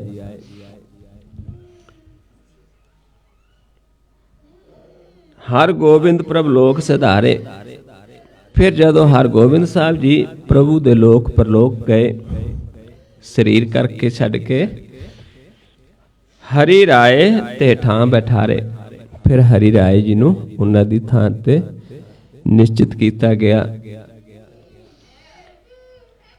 ਹਰੀ ਕ੍ਰਿਸ਼ਨ ਤਿੰਨ ਕੇ ਸੁਤ ਵਏ। ਫਿਰ ਹਰੀ ਕ੍ਰਿਸ਼ਨ ਜੀ ਹਰੀ ਰਾਏ ਸਾਹਿਬ ਜੀ ਦੇ ਪੁੱਤਰ ਸਨ। ਤਿੰਨ ਤੇ ਤੇਗ ਬਹਾਦਰ ਪਏ। ਉਹਨਾਂ ਤੋਂ ਬਾਅਦ ਗੁਰੂ ਤੇਗ ਬਹਾਦਰ ਜੀ ਇਸ ਪਦਵੀ ਤੇ ਬੈਠੇ। ਤਿਲਕ ਜੰਜੂ ਰਾਖਾ ਪ੍ਰਭਤਾ ਕਾ ਕੀਨੋ ਵੱਡੋ ਕਲੂ ਮੈਂ ਸਕ। ਜਿਨ੍ਹਾਂ ਨੇ ਤਿਲਕ ਦੀ ਜੰਜੂ ਦੀ ਰਾਖੀ ਕੀਤੀ। ਕਿਸ ਜੰਜੂ ਦੀ? ਜੋ ਜੰਜੂ ਗੁਰੂ ਨਾਨਕ ਸਾਹਿਬ ਮਹਾਰਾਜ ਨੇ ਬ੍ਰਾਹਮਣ ਨੂੰ ਕਿਹਾ ਵੀ ਆਹ ਨਹੀਂ ਪਾਉਣਾ, ਇਹ ਤੇਰਾ ਅਸੀਂ ਜੰਜੂ ਨਹੀਂ ਪਾਉਣਾ, ਕਿਉਂਕਿ ਇਹ ਤੂੰ ਮੁੱਲ ਲੈ ਕੇ ਆਇਆ ਹੈ। ਅਸੀਂ ਉਹ ਪਾਉਣਾ ਹੈ ਜਿਹੜਾ ਦਰਗਾਹ ਚੋਂ ਮਿਲਦਾ ਹੈ। ਪਰ ਫਿਰ ਇੱਕ ਸਮਾਂ ਆਇਆ ਕਿ ਜਿਸ ਨੂੰ ਮੁਗਲ ਕਹਿੰਦੇ, ਗੁਰਬਾਣੀ ਦੇ ਵਿੱਚ ਮੁਗਲ ਕਿਹਾ, ਇਤਿਹਾਸ ਦੇ ਵਿੱਚ ਵੀ ਮੁਗਲ ਕਿਹਾ ਹੈ। ਮੁਗਲ ਬਾਦਸ਼ਾਹ ਸੀ ਜਿਹੜੇ ਧਰਮ ਦੇ ਨਾਂ ਤੇ ਲੋਕਾਂ ਨੂੰ ਇਸਲਾਮ ਦੇ ਵਿੱਚ ਤਬਦੀਲ ਕਰਦੇ ਸੀ। ਰੋਜ਼ ਜੰਜੂ ਉਤਾਰਦੇ ਸੀ ਤੇ ਧਰਮ ਤਬਦੀਲ ਕਰਦੇ ਸੀ। ਤੇ ਫਿਰ ਉਸ ਜੰਜੂ ਤਿਲਕ ਦੀ ਰਾਖੀ ਕੀਤੀ। ਕਿਸਨੇ ਕੀਤੀ? ਗੁਰੂ ਨਾਨਕ ਨੇ, ਜਦੋਂ ਇੱਕੋ ਹੀ ਸੀ, ਕਿਉਂਕਿ ਜੋਤ ਹੋਈ ਸੀ। ਇਸ ਕਰਕੇ ਸਮਝਾਉਂਦੇ ਨੇ, ਕਹਿੰਦੇ ਫਿਰ ਇਹ ਕਲਯੁਗ ਦੇ ਵਿੱਚ ਇਹ ਵੀ ਬਹੁਤ ਵੱਡਾ ਇੱਕ ਉਹਨਾਂ ਦਾ ਕੌਤਕ ਸੀ ਕਿ ਜਿਸ ਜੰਜੂ ਤੇ ਪਹਿਲਾਂ ਉਹ ਕੀਤਾ, ਉਸੇ ਦੀ ਫਿਰ ਰਾਖੀ ਕੀਤੀ। ਕਿਉਂਕਿ ਜਿਹੜੇ ਉਹ ਲਾਉਂਦੇ ਸੀ, ਉਤਾਰਦੇ ਸੀ, ਉਹ ਵੀ ਅਧਰਮੀ ਸੀ, ਉਹਨਾਂ ਨੂੰ ਵੀ ਧਰਮ ਦਾ ਗਿਆਨ ਨਹੀਂ ਸੀ। ਸਾਧਨ ਹੇਤ ਇਤੀ ਜਿਨ ਕਰੀ, ਸੀਸ ਦਿਆ ਪਰ ਸੀ ਨਾ ਉਚਰੀ। ਏਦਾਂ ਫਿਰ ਇਹ ਆਪਣੇ ਸੰਤਾਂ ਦਾ, ਇਹ ਸਾਧਨਾ ਦਾ ਹੇਤ ਰੱਖ ਕੇ, ਉਹਨਾਂ ਦੇ ਨਾਲ ਪਿਆਰ ਹੋਣ ਕਰਕੇ ਜਿਹੜੇ ਸੱਚੇ ਲੋਕ ਸੀ, ਕਿਉਂਕਿ ਗੁਰੂ ਤੇਗ ਬਹਾਦਰ ਸਾਹਿਬ ਮਹਾਰਾਜ ਤੱਕ ਜੋ ਵੀ ਆਏ, ਕਿਉਂਕਿ ਉਦੋਂ ਹਾਲੇ ਖਾਲਸਾ ਪੰਥ ਨਹੀਂ ਸੀ ਸਿਰਜਿਆ ਗਿਆ, ਇਸ ਕਰਕੇ ਉਵੇਂ ਹੀ ਚੱਲਦਾ ਸੀ। ਐਸੇ ਵੀ ਸੀ ਜਿਹੜੇ ਸੱਚੇ ਲੋਕ ਵੀ ਸੀ, ਐਸੇ ਵੀ ਸੀ ਜਿਹੜੇ ਝੂਠੇ ਵੀ ਸੀ। ਕਿਉਂਕਿ ਜਿਹੜਾ ਗਿਆਨ ਹੈ, ਜੰਜੂ ਹੈ, ਉਹ ਕਿਸ ਦਾ ਪਾਉਣਾ ਹੁੰਦਾ ਹੈ? ਗੁਰਬਾਣੀ ਦੇ ਵਿੱਚ ਸਾਨੂੰ ਸਮਝਾਇਆ ਹੈ ਕਿ ਸਾਡੀ ਜਿਹੜੀ ਕਾਇਆ ਹੈ ਇਹ ਬ੍ਰਹਮਾ ਹੈ। ਮਨ ਹੈ ਜਿਹੜਾ, ਇਹ ਤੋਤੀ ਹੈ। ਕਾਇਆ, ਕਿਸ ਕਾਇਆ ਦੀ ਗੱਲ ਕਰਦੀ ਗੁਰਬਾਣੀ? ਇਹ ਜਿਹੜਾ ਆਪਣਾ ਇਹ ਫੇਸ ਹੈ, ਇੱਥੇ ਬ੍ਰਹਮਾ, ਪਹਿਲਾ ਬ੍ਰਹਮਾ ਹੀ ਸਭ ਤੋਂ ਪਹਿਲਾਂ ਇੱਥੇ ਆ ਕੇ ਬ੍ਰਹਮਾ ਵਸਦਾ ਹੈ। ਸਾਡੇ ਨੇਤਰਾਂ 'ਚ ਕੌਣ ਆ ਕੇ ਵਸਦਾ ਹੈ? ਪਹਿਲਾਂ ਜੋ ਗਿਆਨ ਹੁੰਦਾ ਹੈ ਬ੍ਰਹਮਾ, ਜਿਹਨੂੰ ਮਹਾਰਾਜ ਸਮਝਾਉਂਦੇ ਨੇ ਕਾਲ ਦੇ ਵਿੱਚ, ਕਾਲ ਪਾਏ ਬ੍ਰਹਮਾ ਬਪ ਤਰਾ, ਕਾਲ ਪਾਏ ਸਿਵਜੂ ਅਵ ਤਰਾ, ਕਾਲ ਪਾਏ ਕਰ ਬਿਸਨ ਪ੍ਰਕਾਸ਼ਾ, ਸਕਲ ਕਾਲ ਕਾ ਕੀਆ ਤਮਾਸ਼ਾ। ਹੁਣ ਇੱਥੇ ਪਹਿਲਾਂ ਬ੍ਰਹਮਾ ਹੈ, ਤੇ ਫਿਰ ਜਿਹੜਾ ਮਨ ਹੈ ਸਾਡਾ, ਕਿਉਂਕਿ ਮਨ ਇਹਨਾਂ ਤੋਂ ਨਿਰਲੇਪ ਹੈ, ਮਨ ਜੋਤ ਸਰੂਪ ਹੈ, ਪ੍ਰਕਾਸ਼ ਰੂਪ ਹੈ। ਜਦੋਂ ਇਸ ਦੇ ਉੱਤੇ ਪ੍ਰਕਾਸ਼ ਪ੍ਰਗਟ ਹੋ ਜਾਂਦਾ ਹੈ ਤੇ ਇਸ ਨੂੰ ਢੱਕ ਲੈਂਦਾ ਹੈ। ਜਿਵੇਂ ਆਪਾਂ ਅਭਿਆਸ ਕਰਦੇ ਹਾਂ, ਹੁਣ ਆਪਾਂ ਨੂੰ ਆਪਣਾ ਫੇਸ ਨਹੀਂ ਨਜ਼ਰ ਆਉਂਦਾ, ਇਸ ਦੇ ਉੱਤੇ ਕੀ ਨਜ਼ਰ ਆਉਂਦਾ ਹੈ? ਪ੍ਰਕਾਸ਼। ਉਹ ਜੋ ਆਪਾਂ ਪ੍ਰਕਾਸ਼ ਦੇਖਦੇ ਹਾਂ ਉਹ ਕੀ ਹੈ? ਮਨ। ਜਿਵੇਂ ਆਪਾਂ ਸਰੀਰਕ ਤੌਰ ਤੇ ਧੋਤੀ ਲਾਉਂਦੇ ਹਾਂ ਨਗਨ ਢਕਣ ਨੂੰ, ਇੱਥੇ ਆਪਣਾ ਮਾਲਕ ਨੇ ਨਾਮ ਦਾ ਕੱਪੜਾ ਪਾ ਦਿੱਤਾ, ਉਹ ਹੀ ਪ੍ਰਕਾਸ਼ ਸਾਡਾ ਮਨ ਹੈ। ਤੇ ਪਾਇਆ ਕਿਵੇਂ? ਗਿਆਨ ਲੈ ਕੇ। ਗਿਆਨ ਜਨੇਊ, ਧਿਆਨ ਕੁਸਪਾਤੀ। ਜਨੇਊ ਕਿਹੜਾ ਪਾਇਆ ਆਪਾਂ ਨੇ? ਗਿਆਨ ਲਿਆ। ਤੇ ਟਿੱਕਾ ਕਿਹੜਾ ਲਾਇਆ? ਕੁਸਪਾਤੀ ਕਹਿੰਦੇ ਟਿੱਕਾ, ਧਿਆਨ ਦਾ, ਜੋ ਆਪਾਂ ਇਸ ਤਰੀਕੇ ਦੇ ਨਾਲ ਫਿਰ ਜੀਵ ਜਦੋਂ ਕੋਈ ਅਧਰਮ, ਕਿਸੇ ਧਰਮ ਤੇ ਪਾਪ ਕਰਦਾ ਹੈ, ਫਿਰ ਜਿਹੜੇ ਉਸ ਪ੍ਰਭੂ ਦੇ ਸਾਜੇ ਨੇ, ਜਿਹੜੇ ਧਰਮ ਦੇ ਜ਼ੁਲਮ ਨੂੰ ਰੋਕਣ ਵਾਸਤੇ ਜਿਨ੍ਹਾਂ ਨੂੰ ਮਾਲਕ ਭੇਜਦਾ ਹੈ, ਫਿਰ ਉਹਨਾਂ ਕੁਰਬਾਨੀ ਦਿੱਤੀ। ਸੀਸ ਦਿਆ ਪਰ ਸੀ ਨਾ ਉਚਰੀ, ਸਿਸ ਦੇ ਦਿੱਤਾ ਪਰ ਸੀ ਨਹੀਂ ਉਚਾਰੀ। ਧਰਮ ਹੇਤ ਸਾਕਾ ਜਿਨ ਕੀਆ, ਸੀਸ ਦਿਆ ਪਰ ਸਿਰ ਨਾ ਦਿਆ। ਕਹਿੰਦੇ ਫਿਰ ਜਿਹੜੇ ਧਰਮ ਹੇਤ ਐਸਾ ਸਾਕਾ ਕਰਦੇ ਨੇ, ਜਿਵੇਂ ਤੇਗ ਬਹਾਦਰ ਜੀ ਨੇ ਕੀਤਾ, ਉਹ ਸੀਸ ਦਿੰਦੇ ਨੇ ਪਰ ਸਿਦਕ ਨਹੀਂ ਹਾਰਦੇ। ਨਾਟਕ ਚੇਟਕ ਕੀਏ ਕੂ ਕਾਜਾ, ਪ੍ਰਭ ਲੋਗਨ ਕਹਿ ਆਵਤ ਲਾਜਾ। ਏਦਾਂ ਉਹ ਤਾਂ ਐਡੀਆਂ ਵੱਡੀਆਂ ਕੁਰਬਾਨੀਆਂ ਦੇ ਗਏ, ਪਰ ਮਹਾਰਾਜ ਸਮਝਾਉਂਦੇ ਨੇ ਕਿ ਅੱਜ ਆਪਾਂ ਕੀ ਕਰਦੇ ਹਾਂ। ਅੱਜ ਅਸੀਂ ਪ੍ਰਭੂ ਦੀ ਗੱਲ ਨਹੀਂ ਕਰਦੇ, ਅਸੀਂ ਨਾਟਕ ਚੇਟਕ ਕਰਦੇ ਹਾਂ। ਇਹ ਕੀ ਹੈ? ਕੂਕਾਜਾ। ਇਹ ਸਾਡਾ ਸਹੀ ਨਹੀਂ ਹੈ। ਅਸੀਂ ਪ੍ਰਭੂ ਦੀ ਗੱਲ ਨਹੀਂ ਕਰਦੇ, ਪ੍ਰਭੂ ਦੀ ਗੱਲ ਕਰਦੇ ਸਾਨੂੰ ਸ਼ਰਮ ਲੱਗਦੀ, ਲੇਕਿਨ ਅਸੀਂ ਹੋਰ ਬੜੇ ਰੰਗ ਤਮਾਸ਼ੇ ਕਰਦੇ ਹਾਂ।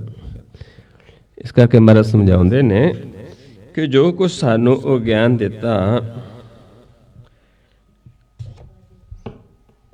ਤੇ 10 ਪਦਵੀਆਂ ਤੇ ਵਿਚਰ ਕੇ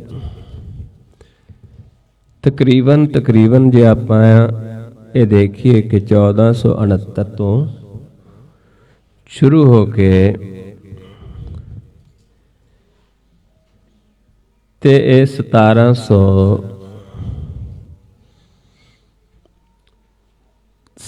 ਤੋਂ ਵੀ ਬਾਅਦ 7-8 ਤੱਕ ਇਹ ਚੱਲਿਆ ਹੈ। ਤਕਰੀਬਨ 250 ਸਾਲ ਦੇ ਕਰੀਬ ਗਿਆਨ ਦਿੰਦੇ ਰਹੇ ਗੁਰੂ ਸਾਹਿਬਾਨ। ਵੱਖ-ਵੱਖ ਸਰੀਰ ਵੱਖ-ਵੱਖ ਸੀ, ਲੇਕਿਨ ਜੋਤ ਇੱਕ ਸੀ। ਤੇ ਅੱਜ ਆਪਾਂ ਦੇਖੀਏ, ਜੇ ਅੱਜ ਆਪਾਂ ਕਿੱਥੇ ਕੁ ਖੜੇ ਹਾਂ। ਜਿਸ ਕਲਯੁਗ ਨੂੰ ਗੁਰੂ ਨਾਨਕ ਸਾਹਿਬ ਮਹਾਰਾਜ ਨੇ ਮਿਟਾ ਕੇ ਅਗਿਆਨਤਾ ਦਾ ਅੰਧੇਰਾ ਦੂਰ ਕਰਕੇ ਪ੍ਰਕਾਸ਼ ਕੀਤਾ ਸੀ, ਤੇ ਅੱਜ ਆਪਾਂ ਦੇਖੀਏ ਕਿ ਸੰਸਾਰ ਕਿੱਥੇ ਖੜਾ ਹੈ। ਅੱਜ ਘੋਰ ਕਲਯੁਗ ਹੈ, ਕਿਉਂਕਿ ਅਸੀਂ ਗੁਰਬਾਣੀ ਨੂੰ ਮੰਨਿਆ ਨਹੀਂ ਹੈ, ਗੁਰਬਾਣੀ ਨੂੰ ਸਮਝਿਆ ਨਹੀਂ ਹੈ। ਕਿਉਂ ਨਹੀਂ ਸਮਝਿਆ? ਕਿਉਂਕਿ ਸਾਨੂੰ ਗੁਰ ਦਾ ਗਿਆਨ ਨਹੀਂ ਹੈ। ਗੁਰ ਕੀ ਹੁੰਦਾ ਹੈ? ਜੁਗਤ, ਪ੍ਰਭੂ ਨੂੰ ਮਿਲਣ ਦੀ, ਆਪਣੇ ਮਨ ਨੂੰ ਇੱਕ ਦ੍ਰਿਸ਼ਟ ਕਰਨ ਦੀ, ਆਪਣੀ ਜੋਤ ਨੂੰ ਜਾਣਨ ਦੀ, ਦੇਖਣ ਦੀ। ਸਾਡੇ ਕੋਲ ਜੁਗਤ ਨਹੀਂ ਹੈ, ਗੁਰ ਨਹੀਂ ਹੈ। ਇਸ ਕਰਕੇ ਆਪਾਂ ਪ੍ਰਭੂ ਤੋਂ ਦੂਰ ਹਾਂ।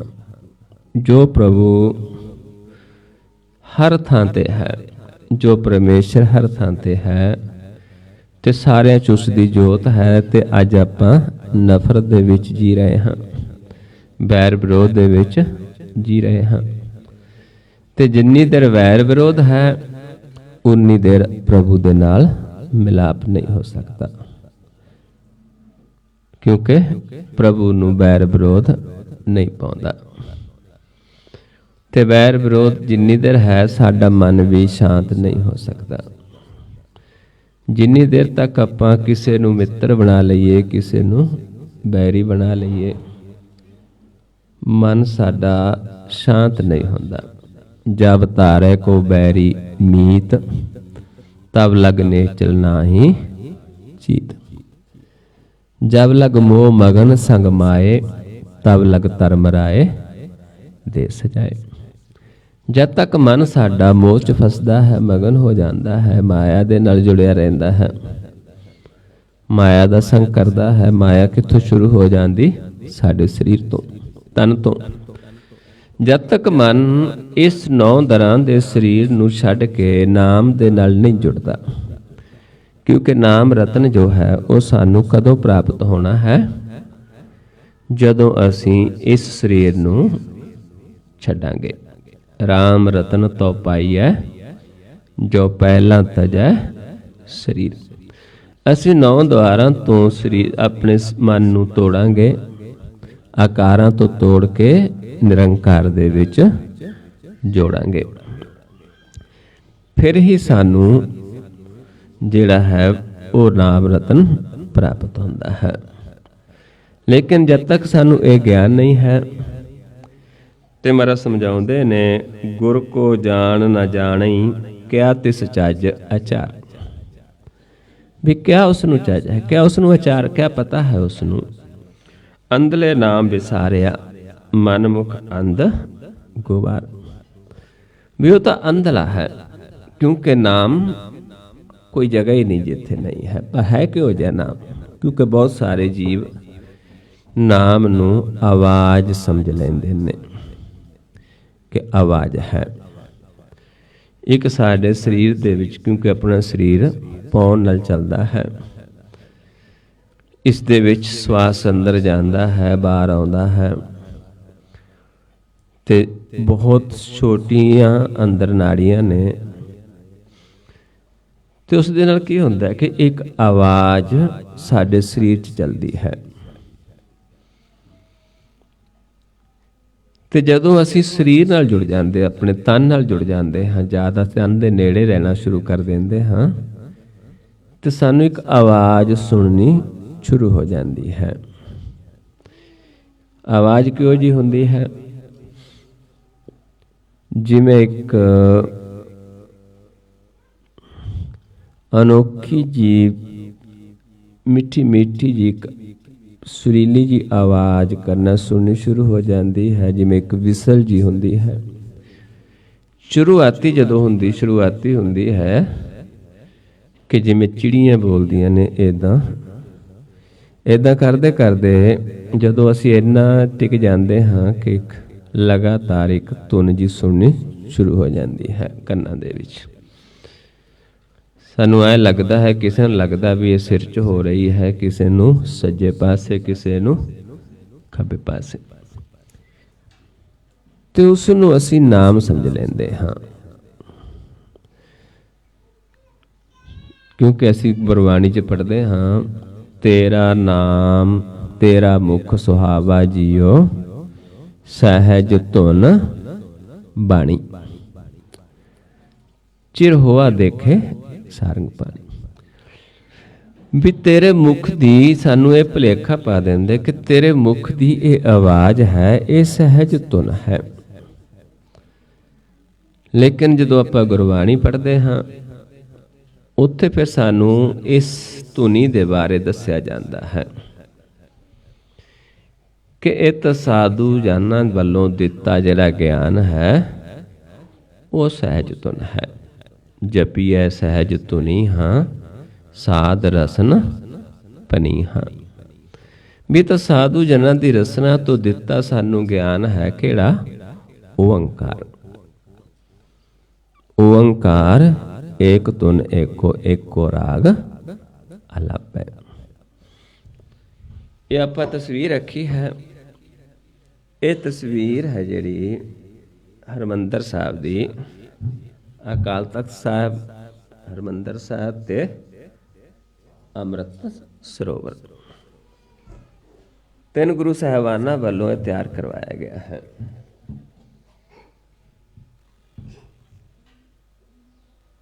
ਇੱਥੇ ਸਾਡਾ ਜਦੋਂ ਮਨ ਹਰੀ ਰੂਪ ਹੋ ਜਾਂਦਾ ਹੈ, ਫਿਰ ਮਨ ਕੀ ਬਣ ਜਾਂਦਾ ਹੈ? ਹਰੀ ਦਾ ਮੰਦਰ। ਕਿਉਂਕਿ ਮਨ ਦੇ ਵਿੱਚ ਹਰੀ ਵਸਦਾ ਹੈ। ਤਨ ਮੈਂ ਮਨੂਆ, ਮਨ ਮੈਂ ਸਾਚਾ। ਤਨ ਦੇ ਵਿੱਚ ਮਨ ਹੈ ਤੇ ਮਨ ਦੇ ਵਿੱਚ ਉਹ ਪ੍ਰਭੂ ਵਸਦਾ ਹੈ। ਸੋ ਸਾਚਾ ਮਿਲ ਸਾਚੇ ਰਾਜਾ। ਵੀ ਜਿਹੜਾ ਸੱਚ ਨੂੰ ਮਿਲ ਕੇ ਉਹ ਚ ਰਤਿਆ ਜਾਵੇ, ਉਹ ਸੱਚਾ ਹੈ। ਉਹ ਮਨ ਜਿਹੜਾ ਸੱਚਾ ਹੈ, ਉਹ ਮਨ ਫਿਰ ਕੀ ਬਣ ਜਾਂਦਾ ਹੈ? ਹਰੀ ਦਾ ਮੰਦਰ। ਮਨ ਬੰਦਰ ਤਨ ਵੇਸ ਕਲੰਦਰ, ਘਟ ਹੀ ਤੀਰਥ ਨਾਮ। ਇਹ ਮਨ ਹੈ ਸਾਡਾ, ਉਹ ਮਨ ਜਿਹੜੇ ਮਨ ਸੱਚ 'ਚ ਰਤਿਆ ਗਿਆ, ਉਹ ਮਨ ਹੈ। ਉਸ ਮਨ ਜਦੋਂ ਸੱਚ 'ਚ ਰਤਿਆ ਜਾਂਦਾ ਹੈ, ਉਸ ਨੂੰ ਫਿਰ ਇਹ ਸਾਰਾ ਹੀ ਇਹ ਜਿਹੜਾ ਸੰਸਾਰ ਹੈ ਇਹ ਹਰੀ ਰੂਪ ਦਿਸਦਾ ਹੈ। ਇਹ ਵੇ ਸੰਸਾਰ ਤੁਮ ਦੇਖਦੇ ਇਹ ਹਰ ਕਾ ਰੂਪ ਹੈ। ਇਸ ਕਰਕੇ ਉਸਦੇ ਵਾਸਤੇ ਸਾਰਾ ਸੰਸਾਰ ਹੀ ਅੰਮ੍ਰਿਤ ਸਰੋਵਰ ਹੈ। ਇਹ ਫਿਰ ਮਾਇਆ ਨਹੀਂ ਰਹਿ ਜਾਂਦੀ, ਕਿਉਂਕਿ ਇਹ ਅੰਮ੍ਰਿਤ ਰੂਪ ਹੋ ਜਾਂਦਾ ਹੈ ਜਦੋਂ ਅਸੀਂ ਜਾਣ ਲੈਂਦੇ। ਤੇ ਇੱਥੇ ਆਪ ਮਾਲਕ ਵਸਦਾ ਸਾਡੇ ਅੰਦਰ। ਇਹ ਆਪਣੇ ਨੇਤਰਾਂ ਦਾ ਪੁਆਇੰਟ ਹੈ ਜਿੱਥੇ ਮਨ ਵਸਦਾ ਹੈ। ਆ ਤ੍ਰੈ ਭਵਨ ਹੈ, ਤ੍ਰੈ ਗੁਣ। ਇਸ ਦੇ ਦੁਆਲੇ ਮਨਮੁਖਾਂ ਵਾਸਤੇ ਇਹ ਭਵ ਸਾਗਰ ਹੈ, ਤੇ ਗੁਰਸਿੱਖਾਂ ਦੇ ਵਾਸਤੇ, ਗੁਰਮੁਖਾਂ ਵਾਸਤੇ, ਸੰਤਾਂ ਦੇ ਵਾਸਤੇ ਇਹ ਅੰਮ੍ਰਿਤ ਸਰੋਵਰ ਹੈ। ਤੇ ਆਹ ਰਸਤਾ ਹੈ ਜਿਹੜਾ ਆਪਾਂ ਜਾ ਕੇ ਪ੍ਰਭੂ ਨੂੰ ਮਿਲਣਾ ਹੈ। ਜਿਹੜੇ ਗੁਰਮੁਖ ਨੇ, ਜਿਨ੍ਹਾਂ ਦਾ ਮਨ ਆਉਣਾ ਜਾਣਾ ਬਣਿਆ ਹੈ ਉਸ ਪ੍ਰਭੂ ਦੇ ਹੁਕਮ ਦੇ ਵਿੱਚ, ਇੱਥੇ ਆਉਂਦੇ ਨੇ। ਇੱਥੋਂ ਇੱਥੇ ਆਉਂਦਾ ਹੈ। ਜਿਵੇਂ ਗੁਰੂ ਨਾਨਕ ਸਾਹਿਬ ਮਹਾਰਾਜ ਨੂੰ ਪੁੱਛਿਆ ਵੀ ਤੁਸੀਂ ਕਿੱਥੋਂ ਆਉਂਦੇ ਹੋ, ਕਿੱਥੇ ਵਸਦੇ ਹੋ? ਤੇ ਗੁਰੂ ਨਾਨਕ ਸਾਹਿਬ ਮਹਾਰਾਜ ਨੇ ਦੱਸਿਆ ਵੀ ਅਸੀਂ ਤਾਂ ਹੁਕਮ ਦੇ ਵਿੱਚ ਆਉਂਦੇ ਹਾਂ, ਹੁਕਮ ਦੇ ਵਿੱਚ ਰਹਿੰਦੇ ਹਾਂ, ਤੇ ਅਸੀਂ ਵਸਦੇ ਹਾਂ ਥਿਰ ਘਰ ਦੇ ਵਿੱਚ। ਤੇ ਜਿੱਥੇ ਨਾਰਾਇਣ ਵਸਦਾ ਹੈ, ਆਸਨ ਵੈਸਨ ਥਿਰ ਨਾਰਾਇਣ, ਐਸੀ ਗੁਰਮਤਿ ਪਾਏ। ਹੁਕਮੇ ਆਏ ਸਹਿਜੇ ਆਏ, ਹੁਕਮ ਸਦਾਏ। ਵੀ ਸਹਿਜ ਚੋਂ ਆਉਂਦੇ ਹਾਂ, ਹੁਕਮ ਦੇ ਵਿੱਚ ਚੱਲਦੇ ਹਾਂ, ਰਜਾ ਦੇ ਵਿੱਚ ਚੱਲਦੇ ਹਾਂ, ਤੇ ਫਿਰ ਜਾ ਕੇ ਕਿੱਥੇ ਵਸਦੇ ਹਾਂ? ਜਿੱਥੇ ਮਾਲਕ ਵਸਦਾ ਹੈ। ਆਸਨ ਕਿੱਥੇ ਲਾਉਂਦੇ? ਆਸਨ ਵਸ ਬੈਸਨ ਥਿਰ ਨਾਰਾਇਣ, ਐਸੀ ਗੁਰਮਤਿ ਪਾਏ। ਤੇ ਇਸ ਕਰਕੇ ਇੱਥੋਂ ਆ ਕੇ ਕਿੱਥੇ ਇੱਥੋਂ ਆਉਂਦੇ, ਕਿਉਂ ਆਉਂਦੇ? ਸੰਸਾਰ 'ਚ ਗਿਆਨ ਦੇਣ ਵਾਸਤੇ। ਤੇ ਗਿਆਨ ਦੇ ਕੇ ਕੀ ਕਰਦੇ? ਜੀਵਾਂ ਨੂੰ ਆ ਮਾਰਗ ਦੱਸਦੇ। ਜਿਵੇਂ ਆਪਾਂ ਪਹਿਲੇ ਹੀ ਵਿਚਾਰਿਆ ਹੈ ਵੀ ਜਿਹੜੇ ਜਿਹੜੇ ਵੀ ਆਏ ਉਹਨਾਂ ਨੂੰ ਇਹ ਮਾਰਗ ਗੁਰੂ ਨਾਨਕ ਸਾਹਿਬ ਜੀ ਨੇ ਦੱਸਿਆ। ਜਿਹੜਾ ਜੀਵ ਇਸ ਮਾਰਗ ਤੇ ਚੱਲਿਆ ਤੇ ਉਹ ਕਾਲ ਜਾਲ ਤੋਂ ਰਹਿਤ ਹੋ ਗਿਆ, ਉਸ ਨੂੰ ਪਾਪਾਂ ਤੋਂ ਉਹ ਰਹਿਤ ਹੋ ਗਿਆ। ਪਾਪ ਉਸ ਨੂੰ ਸਤਾ ਨਹੀਂ ਸਕਦੇ। ਹੁਣ ਇਹ ਮਨ ਇੱਥੋਂ ਆਉਂਦਾ ਹੈ, ਇੱਥੇ ਦਾ ਸਾਨੂੰ ਗਿਆਨ ਦਿੰਦਾ ਹੈ। ਇਹ ਪੁਆਇੰਟ ਮਨ ਕਿੱਥੇ ਵਸਦਾ ਹੈ? ਨੇਤਰਾਂ ਦੇ ਵਿੱਚ। ਨੇਤਰੋ ਮੇਰਿਓ ਹਰ ਤੁਮ ਮੈਂ ਜੋਤ ਧਰੀ। ਹੁਣ ਇੱਥੇ ਵਸ ਕੇ ਤੇ ਇਸ ਰਸਤੇ ਨੂੰ ਚੱਲਦਾ ਹੈ ਸਿੱਧਾ। ਆਹ ਪੁਆਇੰਟ ਹੈ ਦਰਸ਼ਨੀ ਡਿਊਟੀ। ਇਹ ਸਾਡੇ ਸਰੀਰ ਦੇ ਵਿੱਚ ਜਿੱਥੋਂ ਸਾਨੂੰ ਸਵਾਸ ਆਉਂਦਾ ਹੈ, ਇਹ ਪੁਆਇੰਟ ਹੈ। ਤੇ ਜਦੋਂ ਮਨ ਇਸ ਰਸਤੇ ਨੂੰ ਆਉਂਦਾ ਹੈ, ਇੱਥੋਂ ਪ੍ਰਵੇਸ਼ ਹੁੰਦਾ ਹੈ। ਆ ਮਾਲਕ ਦਾ ਤਖਤ ਹੈ। ਇੱਥੇ ਸਤਿਗੁਰ ਵਸਦਾ ਹੈ ਸਾਡੇ ਸਾਰਿਆਂ ਦੇ ਸਾਹਮਣੇ। ਪਰ ਜਦ ਤੱਕ ਅਸੀਂ ਇਸ ਰਸਤੇ ਨੂੰ ਇੱਕ ਦ੍ਰਿਸ਼ਟ ਹੋ ਕੇ ਨਹੀਂ ਜਾਂਦੇ, ਅਸੀਂ ਇੱਥੇ ਪ੍ਰਵੇਸ਼ ਨਹੀਂ ਕਰ ਸਕਦੇ, ਕਿਉਂਕਿ ਇਹ ਰਸਤਾ ਬਹੁਤ ਤੰਗ ਹੈ। ਇਸ ਪਾਸੇ ਤਮੋਹਟ ਹੈ, ਇਸ ਪਾਸੇ ਸ਼ਿਵ ਜੀ ਦਾ ਵਾਸਾ ਹੈ। ਰੁਦਰ ਜਿਸ ਨੂੰ ਆਪਾਂ ਕਹਿ ਦਈਏ, ਬਹੁਤ ਸਾਰੇ ਨਾਮ ਰੱਖੇ ਨੇ ਸੰਸਾਰ ਦੇ ਵਿੱਚ। ਮਹਾਦੇਵ ਵੀ ਕਹਿ ਦਿੰਦੇ ਨੇ, ਰੁਦਰ ਵੀ ਕਹਿ ਦਿੰਦੇ ਨੇ, ਗੋਰਖ ਵੀ ਕਹਿ ਦਿੰਦੇ ਨੇ। ਇੱਧਰ ਬ੍ਰਹਮਾ ਦਾ ਵਾਸਾ ਹੈ, ਤੇ ਇੱਥੇ ਜਿਹੜਾ ਹੈ, ਜਾਂ ਆਪਾਂ ਜਦ ਤੱਕ ਇਹ ਰਸਤਾ ਨਹੀਂ ਮਿਲਿਆ ਵਿਚਾਲੇ ਸੈਂਟਰ 'ਚ ਆਪਾਂ ਕਹਿ ਦਈਏ, ਉੱਥੇ ਵਿਸ਼ਨੂੰ ਦਾ ਵਾਸਾ ਹੈ, ਜਾਂ ਆਪਾਂ ਇੱਥੇ ਵੀ ਕਹਿ ਲਈਏ। ਕਿਉਂਕਿ ਤ੍ਰੈ ਗੁਣਾਂ ਦੇ ਵਿਚਾਲੇ ਭਵ ਸਾਗਰ ਹੈ, ਤੇ ਇੱਥੋਂ ਸੱਚ ਵਸਦਾ ਹੈ। ਸੱਚ ਦਾ ਵਾਸਾ ਹੈ, ਮਾਲਕ ਦਾ ਵਾਸਾ ਹੈ। ਇਹ ਮਨ ਵਿੱਚ ਇੱਕ ਬੇੜਾ ਬਣ ਕੇ ਸੰਸਾਰ 'ਚ ਮਾਲਕ ਭੇਜਦਾ ਹੈ। ਜਿਵੇਂ ਗੁਰੂ ਨਾਨਕ ਸਾਹਿਬ ਮਹਾਰਾਜ ਜੀ ਨੂੰ ਭੇਜਿਆ, ਉਹਨਾਂ ਨੇ, ਜਿਵੇਂ ਆਪਾਂ ਪੜ੍ਹਦੇ ਹਾਂ ਸੰਸਾਰ ਦੇ ਵਿੱਚ ਕਿ ਗੁਰੂ ਨਾਨਕ ਸਾਹਿਬ ਮਹਾਰਾਜ ਨੇ ਇੱਥੇ ਆ ਕੇ ਨੌਕਰੀ ਕੀਤੀ, ਆਪਣਾ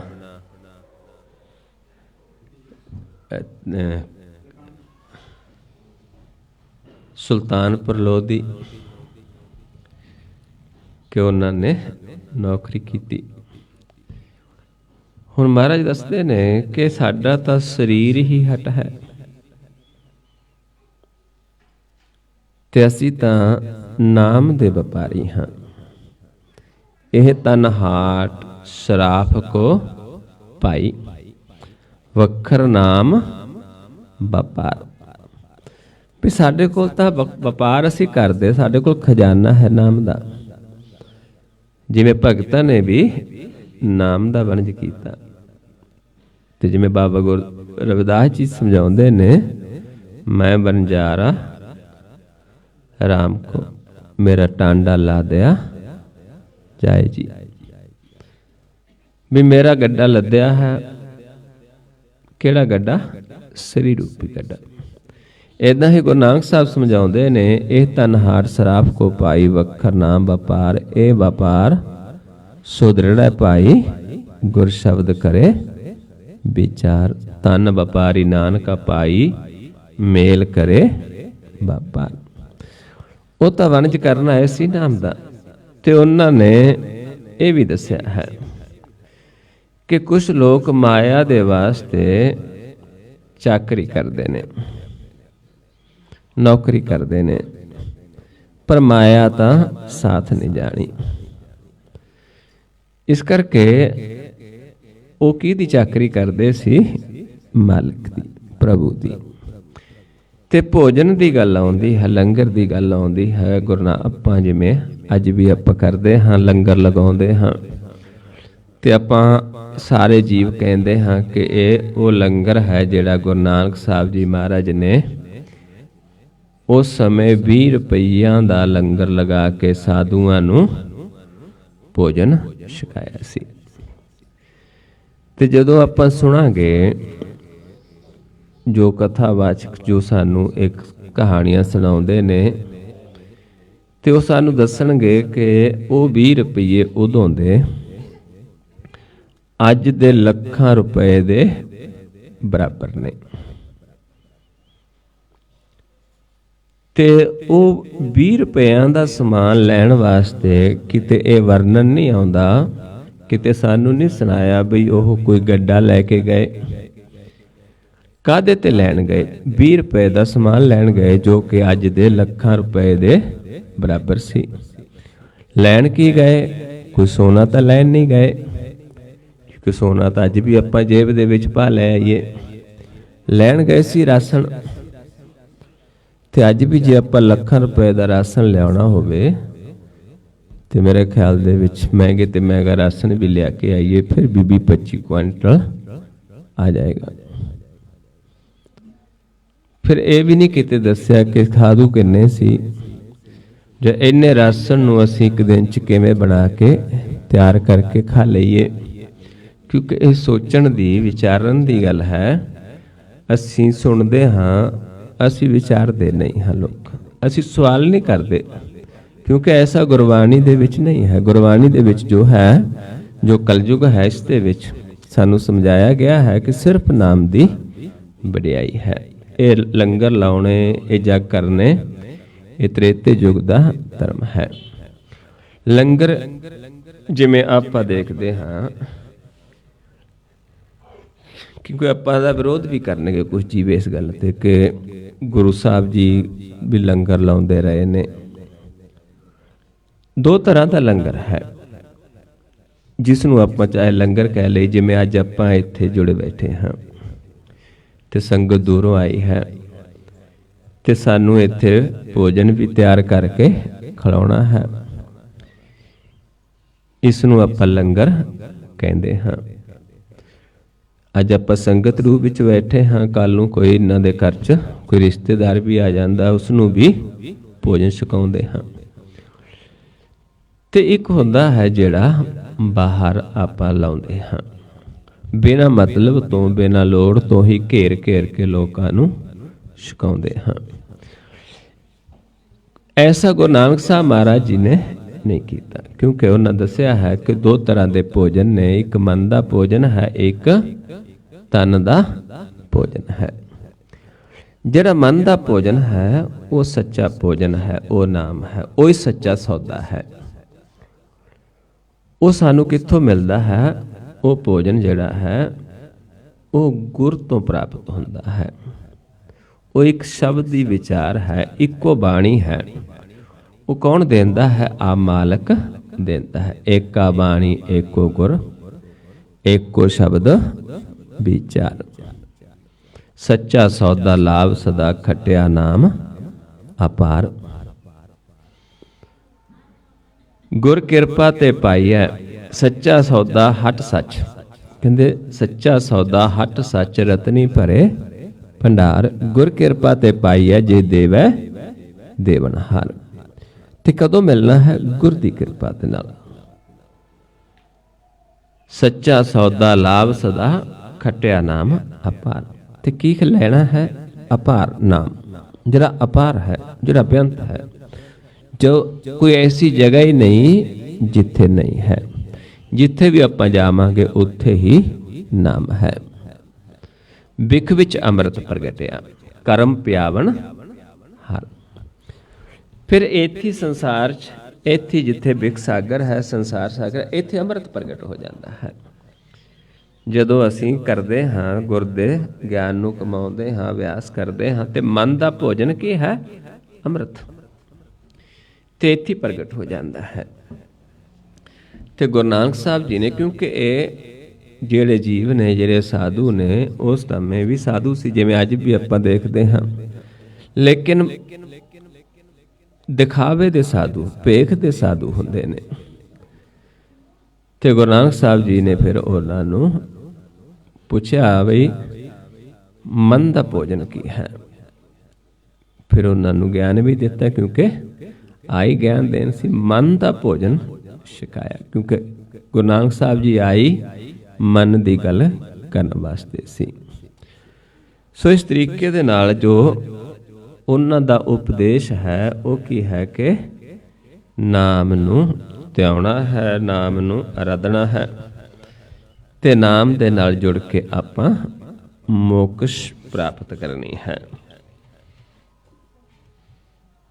ਤੇ ਸਮਝਾਉਂਦੇ ਨੇ, ਕਹਿੰਦੇ ਜਿਹੜਾ ਸੰਸਾਰ ਗਿਆਨ ਨਹੀਂ, ਉਹ ਫਿਰ ਅੰਧਲੇ ਨੇ, ਨਾਮ ਨੂੰ ਨਹੀਂ ਦੇਖਦੇ, ਤੇ ਉਹਨਾਂ ਵਾਸਤੇ ਇੱਥੇ ਅੰਧੇਰਾ ਹੈ, ਅਗਿਆਨਤਾ ਹੈ। ਗੁਰ ਕੋ ਜਾਣ ਨਾ ਜਾਣੀ, ਕਿਆ ਤਿਸ ਚੱਜ ਆਚਾਰ। ਅੰਧਲੇ ਨਾਮ ਵਿਸਾਰਿਆ, ਮਨਮੁਖ ਅੰਧ ਗੁਬਾਰ।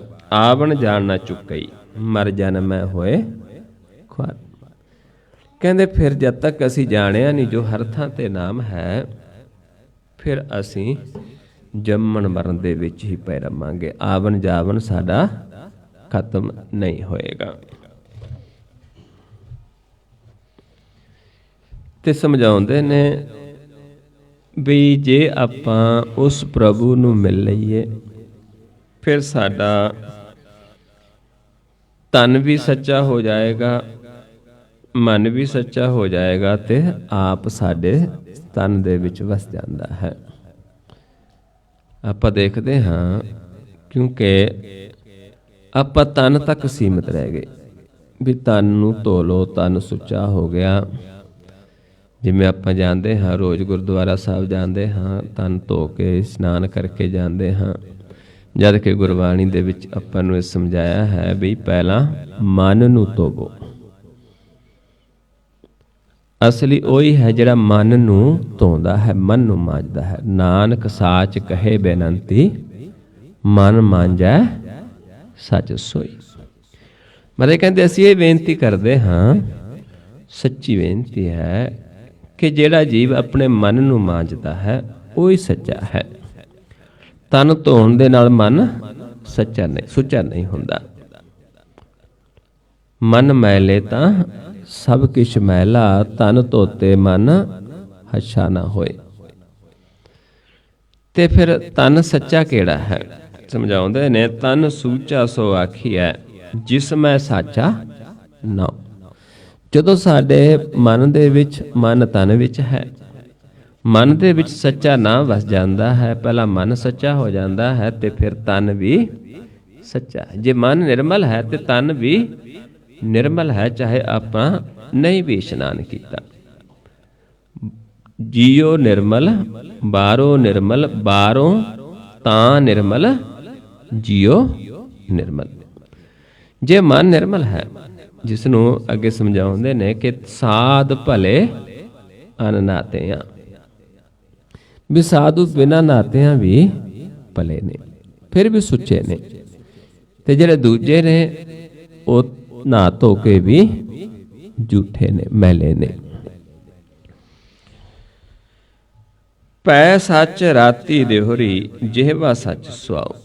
ਭੈ ਦੇ ਵਿੱਚ ਪ੍ਰਭੂ ਦੇ ਚ ਰਹਿੰਦੇ ਨੇ। ਸਾਡਾ ਮਨ ਤਨ ਦੋਨੋਂ ਭੈ ਚੱਲਦੇ ਨੇ। ਸਰੀਰ ਵੀ, ਹੱਥ ਵੀ, ਹੱਥਾਂ ਨਾਲ ਕੀ ਕਰਨਾ ਕੀ ਨਹੀਂ ਕਰਨਾ, ਰਸਨਾ ਦੁਆਰਾ ਕੀ ਬੋਲਣਾ ਕੀ ਨਹੀਂ ਬੋਲਣਾ, ਅੱਖਾਂ ਦੇ ਨਾਲ ਕੀ ਦੇਖਣਾ ਕੀ ਨਹੀਂ ਦੇਖਣਾ, ਪੈਰਾਂ ਦੇ ਨਾਲ ਕੀ ਕਿੱਧਰ ਨੂੰ ਚੱਲ ਕੇ ਜਾਣਾ ਕਿੱਧਰ ਨੂੰ ਨਹੀਂ ਜਾਣਾ, ਕੰਨਾਂ ਦੇ ਨਾਲ ਕੀ ਸੁਣਨਾ ਕੀ ਨਹੀਂ ਸੁਣਨਾ, ਇਹ ਫਿਰ ਆਪਣੇ ਵੱਸ ਦੇ ਵਿੱਚ ਹੋ ਜਾਂਦਾ ਹੈ ਸਾਰਾ ਹੀ। ਜਦੋਂ ਅਸੀਂ ਪ੍ਰਭੂ ਦੇ ਪੈਰ 'ਚ ਰਹਿੰਦੇ ਹਾਂ, ਫਿਰ ਅਸੀਂ ਉਹੀ ਕਰਦੇ ਹਾਂ ਜਿਹੜਾ ਉਸ ਨੂੰ ਪਾਉਂਦਾ ਹੈ। ਇਸ ਕਰਕੇ ਸਮਝਾਉਂਦੇ ਨੇ ਵੀ ਜੇਬਾਂ ਦੁਆਰਾ ਫਿਰ ਸੱਚ ਦੀ ਸਿਫਤ ਸਵਾ। ਇੱਕ ਹੀ ਮਨੋਰਥ ਹੈ ਕਿ ਪ੍ਰਭੂ ਦੇ ਗੁਣ ਗਾਉਣੇ, ਪ੍ਰਭੂ ਦੀ ਗੱਲ ਕਰਨੀ, ਪ੍ਰਭੂ ਦੀ ਗੱਲ ਸੁਣਨੀ। ਸੱਚੀ ਨਦਰ ਨਿਹਾਲੀ ਹੈ, ਬਹੁੜ ਨਾ ਪਾਵੈ ਤਾਉ। ਵੀ ਫਿਰ ਜਦੋਂ ਅਸੀਂ ਮਨ ਦਾ ਗਿਆਨ ਲੈ ਲੈਂਦੇ ਹਾਂ, ਫਿਰ ਨੇਤਰਾਂ ਦੁਆਰਾ ਉਸ ਨੂੰ ਦੇਖਦੇ ਹਾਂ, ਫਿਰ ਸੱਚ ਸਾਡੀ ਜਿਹੜੀ ਨਜ਼ਰ ਸੱਚੀ ਹੋ ਜਾਂਦੀ ਜਦੋਂ ਅਸੀਂ ਦਰਸ਼ਨ ਕਰ ਲੈਂਦੇ ਹਾਂ। ਦੇਖਣ ਵਾਲਾ ਵੀ ਦਰਸ਼ਨ ਸਤ, ਸਤ ਪੇਖਣ ਹਰ। ਜਦੋਂ ਉਹ ਸੱਚ ਦੇ ਦਰਸ਼ਨ ਹੁੰਦੇ ਨੇ, ਜਿਹੜਾ ਉਹਨੂੰ ਵੇਖਣ ਵਾਲਾ ਦਰਸ਼ਨ ਕਰਨ ਵਾਲਾ ਹੈ ਉਹ ਵੀ ਸੱਚਾ ਹੋ ਜਾਂਦਾ ਹੈ। ਸਾਚੀ ਨਦਰ ਨਿਹਾਲੀ ਹੈ, ਬਹੁੜ ਨਾ ਪਾਵੈ ਤਾਉ। ਫਿਰ ਉਸ ਨੂੰ ਦੁਬਾਰਾ ਜਨਮ ਮਰਨ ਦੇ ਵਿੱਚ ਨਹੀਂ ਆਉਣਾ ਪੈਂਦਾ, ਜਿਹੜੇ ਨਜ਼ਰਾਂ ਦੁਆਰਾ ਨਿਹਾਲ ਹੋ ਜਾਂਦੇ ਨੇ, ਦੇਖਦੇ ਨੇ। ਇਸ ਤਰੀਕੇ ਦੇ ਨਾਲ ਜੋ ਗੁਰਬਾਣੀ ਹੈ ਉਹ ਸਾਨੂੰ ਕਿਸ ਦੇ ਨਾਲ ਜੋੜਦੀ ਹੈ? ਥਾਪਿਆ ਨਾ ਜਾਏ, ਕੀਤਾ ਨਾ ਹੋਏ, ਆਪੇ ਆਪ ਨਿਰੰਜਨ ਸੋਏ। ਜਿਹੜਾ ਕਿਸੇ ਦੇ ਥਾਪਿਆ ਨਹੀਂ ਹੁੰਦਾ, ਕਿਸੇ ਦੇ ਕੀਤਿਆ ਨਹੀਂ ਹੁੰਦਾ, ਜਿਹੜਾ ਖੁਦ ਪੈਦਾ ਹੋਇਆ ਹੈ, ਆਪਣੇ ਆਪ ਤੋਂ ਪੈਦਾ ਹੋਇਆ, ਜਿਹੜਾ ਤ੍ਰੈ ਗੁਣਾ ਤੋਂ ਨਿਰਲੇਪ ਹੈ, ਜਿਹੜਾ ਪ੍ਰਕਾਸ਼ ਰੂਪ ਹੈ, ਅਨੁਭਵੀ ਪ੍ਰਕਾਸ਼ ਹੈ, ਉਸ ਦੀ ਆਪਾਂ ਫਿਰ ਸੇਵਾ ਕਰਨੀ ਹੈ। ਜਿਨ ਸੇਵਿਆ ਤਿਨ ਪਾਇਆ ਮਨ। ਜਿਹੜਾ ਉਸ ਦੀ ਸੇਵਾ ਕਰਦਾ ਹੈ, ਅਦਿਸ਼ਟ ਦੀ। ਇੱਕ ਦਿਸਦਾ ਹੈ, ਆਪਾਂ ਕਿਸ ਦੀ ਸੇਵਾ ਕਰਦੇ ਹਾਂ? ਜੋ ਦਿਸਦਾ ਹੈ। ਜੋ ਦਿਸਦਾ ਸਭ ਬਿਨਸਨਹਾਰ ਹੈ, ਜੋ ਦੀਸੈ ਸੋ ਸਗਲ ਬਿਨਾਸੈ, ਜਿਉ ਬਾਦਰ ਕੀ ਛਾਈ। ਉਹ ਤਾਂ ਕਹਿੰਦੇ ਜਿਹੜਾ ਦਿਸਦਾ ਹੈ ਤਾਂ ਇੱਕਣ ਵਿਨਸ ਜਾਂਦਾ ਹੈ, ਜਿਵੇਂ ਬੱਦਲ ਦੀ ਛਾਂ ਥੋੜਾ ਚਿਰ ਰਹਿੰਦੀ, ਉਸ ਤੋਂ ਬਾਅਦ ਖਤਮ ਹੋ ਜਾਂਦੀ ਹੈ। ਏਦਾਂ ਹੀ ਸੰਸਾਰ ਜਿਹੜਾ ਹੈ, ਆਪਾਂ ਦੇਖਦੇ ਹਾਂ ਕੋਈ ਜੀਵ ਸੰਸਾਰ 'ਚ ਸਵੇਰੇ ਹੁੰਦਾ, ਸ਼ਾਮ ਨੂੰ ਨਹੀਂ ਹੁੰਦਾ, ਦੁਪਹਿਰ ਨੂੰ ਨਹੀਂ ਹੁੰਦਾ, ਕਿਉਂਕਿ ਵਿਨਸਨਹਾਰ ਹੈ ਤੇ ਪਰਮੇਸ਼ਰ ਅਬਿਨਾਸੀ ਹੈ। ਜਦੋਂ ਅਸੀਂ ਅਬਿਨਾਸੀ ਨੂੰ ਦੇਖਦੇ ਹਾਂ, ਅਬਿਨਾਸੀ ਦੇ ਨਾਲ ਪਿਆਰ ਪਾਉਂਦੇ ਹਾਂ, ਫਿਰ ਹੀ ਸਾਡਾ ਜਿਹੜਾ ਸਾਨੂੰ ਖਜ਼ਾਨਾ ਦਿੰਦਾ ਹੈ ਮਾਲਕ। ਜਿਨ ਸੇਵਿਆ ਤਿਨ ਪਾਇਆ ਮਾਨ, ਨਾਨਕ ਗਾਵੀਐ ਗੁਣੀ ਨਿਧਾਨ। ਫਿਰ ਉਸ ਦੇ ਗੁਣਾਂ ਨੂੰ ਗਾਉਂਦਾ ਹੈ ਜੀ। ਗਾਵੀਐ ਸੁਣੀਐ ਮਨ ਰੱਖੀਐ ਭਾਉ, ਦੁੱਖ ਪਰ ਹਰ ਸੋ ਕਰ ਲੈ ਜਾਏ। ਏਦਾਂ ਦੁੱਖਾਂ ਨੂੰ ਛੁਡਾ ਕੇ ਸੁੱਖਾਂ ਦੇ ਘਰ ਸਾਨੂੰ ਲੈ ਜਾਂਦਾ ਹੈ। ਸੋ ਆਓ ਗੁਰਮੁਖ ਪਿਆਰਿਓ, ਹੁਣ ਸਮਾਂ ਹੋ ਗਿਆ, ਆਓ ਆਪਾਂ ਨਾਲ ਨਾਲ ਉਹ ਅਭਿਆਸ ਕਰੀਏ ਜੋ ਗਿਆਨ ਦੇਣ ਵਾਸਤੇ ਗੁਰੂ ਸਾਹਿਬ ਜੀ ਸੰਸਾਰ ਦੇ ਵਿੱਚ ਆਏ ਸੀ। ਕਿਹੜਾ ਗਿਆਨ ਸੀ ਉਹ? ਜੋਤ ਦਾ। ਕਿਵੇਂ ਜੋਤ ਪ੍ਰਗਟ ਹੋਣੀ ਹੈ, ਕਿਉਂਕਿ ਉਹ ਜੋਤ ਸਰੂਪ ਸੀ ਤੇ ਜੋਤ ਦਾ ਸਾਨੂੰ ਗਿਆਨ ਦੇਣ ਵਾਸਤੇ ਆਇਆ ਸੀ ਕਿ ਕਿਵੇਂ ਆਪਾਂ ਜੋਤ ਨੂੰ ਜੋਤ ਦੇ ਵਿੱਚ ਮਿਲਾਉਣਾ ਹੈ, ਕਿਵੇਂ ਆਪਾਂ ਪੂਜਾ ਕਰਨੀ ਹੈ। ਕਿਸ ਦੀ ਪੂਜਾ ਕਰਨੀ ਹੈ? ਨਿਰੰਕਾਰ ਦੀ, ਪ੍ਰਕਾਸ਼ ਦੀ। ਇਸ ਨੂੰ ਮਹਾਰਾਜ ਸਮਝਾਉਂਦੇ ਨੇ, ਅੰਤਰ ਪੂਜਾ ਥਾਨ ਮੁਰਾਰਾ, ਜੋਤੀ ਜੋਤ ਮਿਲਾਵਣ ਹਾਰਾ। ਇਹ ਆਪਣੇ ਪੁਆਇੰਟ ਹੈ ਨੇਤਰਾਂ ਦਾ, ਦੋ ਨੇਤਰ ਨੇ ਸਾਡੇ ਜਿਨ੍ਹਾਂ 'ਚ ਜੋਤ ਹੈ। ਇਹ ਹੈ ਪੁਆਇੰਟ ਜਿੱਥੋਂ ਸਾਨੂੰ ਸਵਾਸ ਦੇ ਰਿਹਾ ਹੈ ਮਾਲਕ। ਕਿੱਥੇ ਦੇ ਰਿਹਾ? ਇੱਥੇ ਬੈਠਾ ਸਾਹਮਣੇ। ਸਵਾਸ ਕਿੱਥੋਂ ਆ ਰਿਹਾ? ਇੱਥੋਂ। ਕੌਣ ਦੇ ਰਿਹਾ? ਆਪ। ਕਿੰਨਾ ਸਮਾਂ ਦਿੰਦਾ? ਜਿੰਨਾ ਸਮਾਂ ਸਾਨੂੰ ਉਸਨੇ ਵਾਅਦਾ ਕਰਕੇ ਸਾਨੂੰ ਸਵਾਸਾਂ ਦੀ ਗਿਣਤੀ ਕਰਕੇ ਵੀ ਇੰਨੇ ਸਵਾਸ ਤੁਸੀਂ ਸੰਸਾਰ 'ਚ ਲੈਣੇ ਨੇ, ਇਸ ਤੋਂ ਵੱਧ ਨਹੀਂ ਲੈ ਸਕਦੇ, ਘੱਟ ਨਹੀਂ ਲੈ ਸਕਦੇ। ਤੇ ਇੰਨੇ ਦਿਨ ਨੇ, ਇਕੱਲੇ ਸਵਾਸ ਹੀ ਨਹੀਂ ਹੈ, ਕਿਉਂਕਿ ਬਹੁਤ ਸਾਰੇ ਲੋਕ ਕਹਿੰਦੇ ਨੇ ਕਿ ਲੰਬੇ ਲੰਬੇ ਸਵਾਸ ਲੈ ਕੇ ਉਮਰ ਵੱਧ ਜਾਂਦੀ ਹੈ। ਮਹਾਰਾਜ ਸਮਝਾਉਂਦੇ ਨੇ ਨਾਲ ਦਿਨ ਵੀ ਨੇ ਗਿਣੇ ਹੋਏ, ਗਿਣ ਕਾਲੇ ਸਭ ਦਿਵਸ ਸਾਸ। ਦਿਨ ਵੀ ਗਿਣੇ ਨੇ ਤੇ ਸਵਾਸ ਵੀ ਗਿਣੇ ਨੇ। ਨਾ ਦਿਨ ਵਧਣੇ ਨੇ ਨਾ ਸਵਾਸ ਵਧਣੇ ਨੇ। ਜਦੋਂ ਸਮਾਂ ਹੈ, ਜਦੋਂ ਪੂਰਾ ਹੋ ਗਿਆ ਤੇ ਸਵਾਸ ਰੋਕ ਦੇਣੇ ਨੇ। ਤੇ ਸਾਡੇ ਸਰੀਰ ਨੇ, ਕਿਉਂਕਿ ਸਵਾਸਾਂ ਤੇ ਖੜਾ ਹੈ ਤੇ ਸਰੀਰ ਨੇ ਟੈਟੇਰੀ ਹੋ ਜਾਣਾ ਹੈ। ਮਨ ਜੇਕਰ ਆ ਰਸਤੇ ਨੂੰ ਚੱਲਦਾ ਹੈ, ਕਿੱਥੇ ਜਾ ਕੇ ਵਸ ਜਾਏਗਾ? ਇੱਥੇ। ਜੇ ਆ ਗਿਆਨ ਨਹੀਂ ਹੈ, ਫਿਰ ਆ ਰਸਤਾ ਹੈ ਜਮਾਂ ਦਾ। ਫਿਰ ਸੰਸਾਰ ਚੋਂ ਇਸ ਰਸਤੇ ਨੂੰ ਧਰਮਰਾਜ ਤੇ ਲੈ ਜਾਂਦੇ। ਜਾਣਾ ਸਭ ਨੂੰ ਪੈਣਾ ਹੈ। ਜਿਹੜਾ ਜੀਵ ਆਪ ਚੱਲ ਕੇ ਜਾਂਦਾ ਹੈ ਉਹ ਸਿੱਧਾ ਪਹਿਲਾਂ ਹੀ ਇੱਥੇ ਵਸਦਾ ਹੈ। ਜਿਹੜਾ ਜੀਵ ਨਹੀਂ ਆਉਂਦਾ ਇਸ ਮਾਰਗ ਤੇ, ਉਸ ਨੂੰ ਫਿਰ ਜਮ ਇਸ ਰਸਤੇ 'ਚ ਹੀ ਪਕੜ ਕੇ ਲੈ ਕੇ ਆਉਂਦੇ ਨੇ। ਆਹ ਜਮ ਮਾਰਗ ਹੈ, ਆਹ ਗੋਬਿੰਦ ਮਾਰਗ ਹੈ। ਇਹ ਲਿਵ ਦਾ ਰਸਤਾ ਹੈ, ਇਹ ਤਾਤ ਦਾ ਰਸਤਾ ਹੈ। ਇੱਥੇ ਸਾਡਾ ਆਵਣ ਜਾਵਣ ਬਣਿਆ ਰਹੇਗਾ। ਇੱਥੇ ਜਾ ਕੇ ਅਸੀਂ ਮੁਕਤ ਹੋ ਜਾਵਾਂਗੇ। ਆਵਣ ਜਾਵਣ ਖਤਮ ਹੋ ਜਾਏਗਾ। ਹੁਣ ਆਪਾਂ ਨੇ ਆਪਣੇ ਦੋਨਾਂ ਨੇਤਰਾਂ ਨੂੰ ਪਹਿਲਾਂ ਇਸ ਪੁਆਇੰਟ ਤੇ ਸਮ ਕਰਨਾ ਹੈ। ਇਹ ਦੋ ਨੇਤਰਾਂ ਨੂੰ ਇਸ ਪੁਆਇੰਟ ਤੇ ਆਪਾਂ ਦੇਖਣਾ ਹੈ ਟਿਕਾ ਕੇ। ਤੇ ਕੀ ਦੇਖਣਾ ਇੱਥੇ? ਆਪਾਂ ਦੋਨਾਂ ਨੇਤਰਾਂ ਦੁਆਰਾ ਜਦੋਂ ਇੱਥੇ ਦੇਖਣਾ ਹੈ, ਆਪਾਂ ਇਹ ਦੇਖਣਾ ਹੈ ਕਿ ਸਾਨੂੰ ਆਪਣਾ ਨੱਕ ਦਿਸਦਾ ਕਿ ਨਹੀਂ ਦਿਸਦਾ। ਜਦੋਂ ਸਮ ਕਰਾਂਗੇ, ਇੱਥੇ ਦੇਖਾਂਗੇ, ਆਪਾਂ ਕੀ ਦੇਖਾਂਗੇ ਕਿ ਸਾਨੂੰ ਆਪਣਾ ਨੱਕ ਦਿਸਦਾ ਹੈ ਜਾਂ ਨਹੀਂ ਦਿਸਦਾ। ਜੇ ਦਿਸਦਾ ਹੈ, ਫਿਰ ਆਪਾਂ ਇਹ ਦੇਖਾਂਗੇ ਵੀ ਕਿਸ ਪਾਸਿਓਂ ਦਿਸਦਾ ਹੈ। ਸੱਜੇ ਦਿਸਦਾ, ਖੱਬੇ ਦਿਸਦਾ ਜਾਂ ਵਿਚਾਲੇ ਦਿਸਦਾ। ਦੋਨੋਂ ਸਾਈਡਾਂ ਤੋਂ ਦਿਸਦਾ ਹੈ। ਇਹ ਆਪਾਂ ਆਪਣੇ ਆਪ ਨੂੰ ਪਰਖਾਂਗੇ। ਜੇ ਨੱਕ ਦਿਸਦਾ ਹੈ ਸਾਨੂੰ, ਅਸੀਂ ਦੋ ਦ੍ਰਿਸ਼ਟ ਹਾਂ, ਦੋ ਜੋਤਾਂ ਨੇ ਸਾਡੇ ਦੋਨਾਂ ਨੇਤਰਾਂ ਦੀ ਵੱਖਰੀ ਵੱਖਰੀ ਜੋਤ ਹੈ। ਜੇ ਨਹੀਂ ਦਿਸਦਾ, ਇੱਥੇ ਦੇਖਣ ਦੇ ਨਾਲ ਅਸੀਂ ਇੱਕ ਦ੍ਰਿਸ਼ਟ ਹਾਂ, ਦੋਨੋਂ ਜੋਤਾਂ ਇੱਕ ਨੇ। ਉਸ ਤੋਂ ਬਾਅਦ ਫਿਰ ਆਵਾਜ਼ ਦੇਵਾਂਗੇ ਕਿ ਧਿਆਨ ਨੂੰ ਸਾਹਮਣੇ ਲੈ ਕੇ ਆਓ। ਜੇ ਕੋਈ ਨਵਾਂ ਜੀਵ ਹੈ ਇੱਥੇ, ਉਹ ਇਸ ਨੂੰ ਸਮਝ ਲਵੇ ਆਪਾਂ ਕਰਨਾ ਕੀ ਹੈ। ਜੋ ਵਿਚਾਰ ਕਰਦੇ, ਜੋ ਅਸਲੀ ਤੱਤ ਗਿਆਨ ਹੈ ਗੁਰੂ ਨਾਨਕ ਸਾਹਿਬ ਜੀ ਦਾ, ਉਹ ਕਿਹਾ ਹੈ ਕਿ ਆਪਾਂ ਦੋਨਾਂ ਨੇਤਰਾਂ ਨੂੰ ਦੇ ਵਿੱਚ ਆਪਣੀ ਜੋਤ ਨੂੰ ਸਮਝਣਾ ਹੈ। ਸਾਡੇ ਦੋਨੋਂ ਨੇਤਰ, ਇਸ ਨੂੰ ਚੰਦਰਮਾ ਕਿਹਾ, ਸੂਰਜ ਕਿਹਾ, ਇਸ ਨੂੰ ਚੰਦਰਮਾ। ਇਹ ਦੋਨੇ ਹੀ ਜੋਤ ਸਰੂਪ ਨੇ। ਚੰਦ ਸੂਰਜ ਦੋਏ ਜੋਤ ਸਰੂਪ, ਜੋਤੀ ਅੰਦਰ ਬ੍ਰਹਮ ਅਨੂਪ। ਇਹ ਜੋਤੀ ਦੇ ਵਿੱਚ ਹੀ ਬ੍ਰਹਮ ਹੈ, ਜੋ ਬਹੁਤ ਸੁੰਦਰ ਹੈ। ਕਰ ਰਹੇ ਗਿਆਨੀ ਬ੍ਰਹਮ ਵਿਚਾਰ, ਜੋਤੀ ਅੰਦਰ ਧਰਿਆ ਪਸਾਰ। ਜੋਤ ਦੇ ਵਿੱਚ ਹੀ ਪਸਾਰਾ ਹੈ। ਜਦੋਂ ਅਸੀਂ ਆਪਣੀ ਜੋਤ ਨੂੰ ਦੇਖ ਲਾਂਗੇ ਤੇ ਫਿਰ ਸਾਨੂੰ ਸਾਰੇ ਦਿਸੇਗਾ। ਜਾਤ ਮੈਂ ਜੋਤ, ਜੋਤ ਮੈਂ ਜਾਤਾ, ਅਕਲ ਕਲਾ ਭਰਪੂਰ ਰਹਿਆ। ਫਿਰ ਅਕਲ ਕਲਾ ਸਿੱਖ ਕੇ ਇਹ ਦੇਖਾਂਗੇ ਕਿ ਸਾਰੇ ਹੈ। ਤੂੰ ਸੱਚਾ ਸਾਹਿਬ ਸਿਫਤ ਸਵਾਲਿਓ, ਜਿਨ ਕੀਤੀ ਸੋ ਪਰ। ਹੁਣ ਜਿਹੜਾ ਸਿਫਤ ਸਲਾਹ ਕਰਦਾ ਹੈ ਜਾਂ ਸੁਣਦਾ ਹੈ, ਜੇ ਕਹਿਣੇ ਵਾਲਾ ਪਵਿੱਤਰ ਹੈ, ਸੁਣਨੇ ਵਾਲੇ ਵੀ ਪਵਿੱਤਰ ਹੋ ਜਾਂਦੇ ਨੇ। ਇਸ ਕਰਕੇ ਫਿਰ ਇਹ ਸਿਫਤ ਸਲਾਹ ਕਰਦੇ ਹਾਂ, ਸੁਣਦੇ ਹਾਂ, ਉਹ ਫਿਰ ਪਾਰ ਪੈਂਦਾ ਹੈ। ਕਹੋ ਨਾਨਕ ਕਰਤੇ ਕੀਆਂ ਬਾਤਾਂ। ਫਿਰ ਆਪਾਂ ਉਸ ਦੀਆਂ ਬਾਤਾਂ ਕਰਦੇ ਹਾਂ। ਕਿਸ ਦੀਆਂ? ਜੋ ਕਰਤਾ ਪੁਰਖ ਹੈ, ਜੋ ਹਰ ਥਾਂ ਤੇ ਰਵਿਆ ਹੈ, ਜੋ ਕਿਛ ਕਰਨਾ ਸੋ ਕਰ ਰਿਹਾ। ਆਪਾਂ ਉਸ ਨੂੰ ਦੇਖਦੇ ਹਾਂ, ਉਸ ਨੂੰ ਜਾਣਦੇ ਹਾਂ। लेकिन आपां उसनूं कुछ कह नहीं सकते, क्योंकि उसने जो करना है अपनी मर्जी नाल करना है, अपने कहे ते नहीं करना।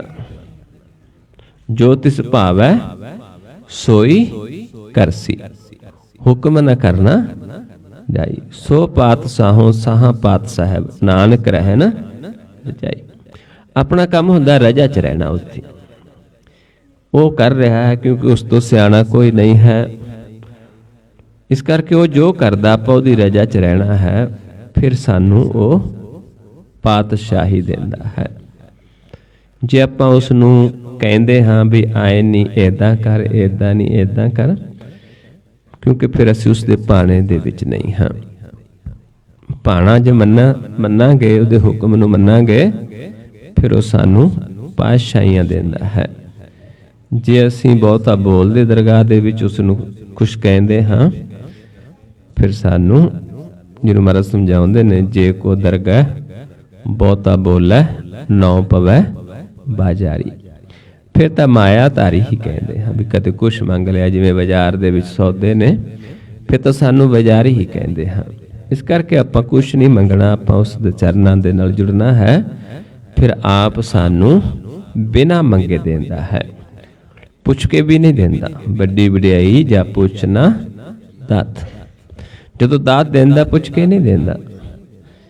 पर कदों जदों आपां कुछ मंगते नहीं, जदों मंगांगे फिर जिवें आपां देखीए घर दे विच एक बच्चा मंगदा नहीं, मां नूं फिक्र है कि बच्चे नूं भुख न लगी होवे, उसने मंगना नहीं, उसकी आप गौर करदे है। एक बच्चा मंग के खांदा है तो उसकी मां नूं फिक्र नहीं कि जदों भुख लगेगी आप ही मंग लेगा। इदां ही प्रभु जदों असीं चुप रहिंदे हां, उस तो कुछ नहीं मंगदे, फिर सानू आप देंदा है।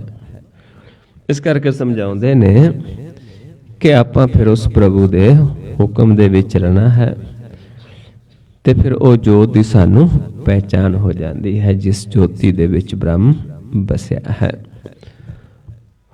हुण इत्थों जदों फिर आपां इत्थों चलांगे, इत्थों फिर आवाज़ देवांगे कि तुसी ध्यान सामने लैके आओ। पहला दोनों नेत्र इस पॉइंट ते, फिर इत्थों जदों कवांगे सामने, फिर इत्थों आपां ने ध्यान सामने लै जाना है।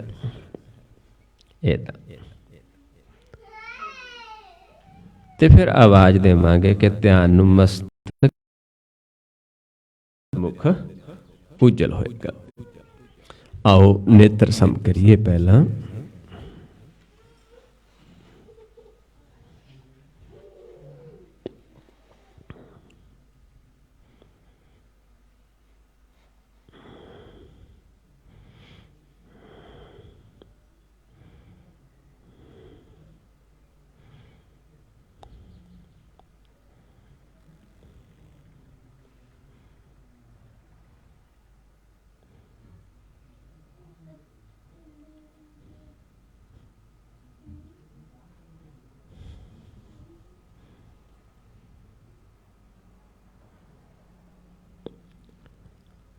सामने लेके आओ ध्यान।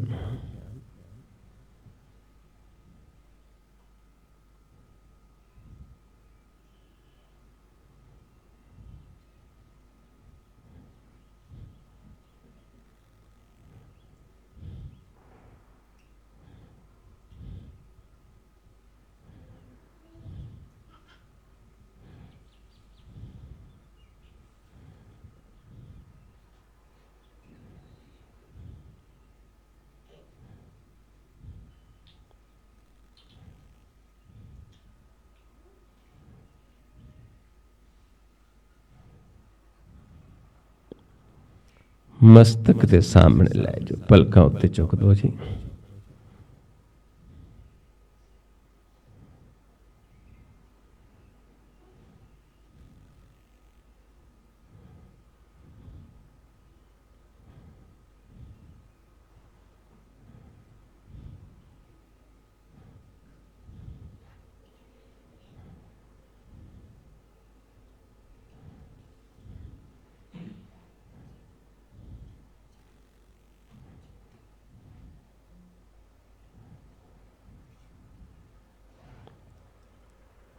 फिर सामने लेके आओ, फिर सामने देखो।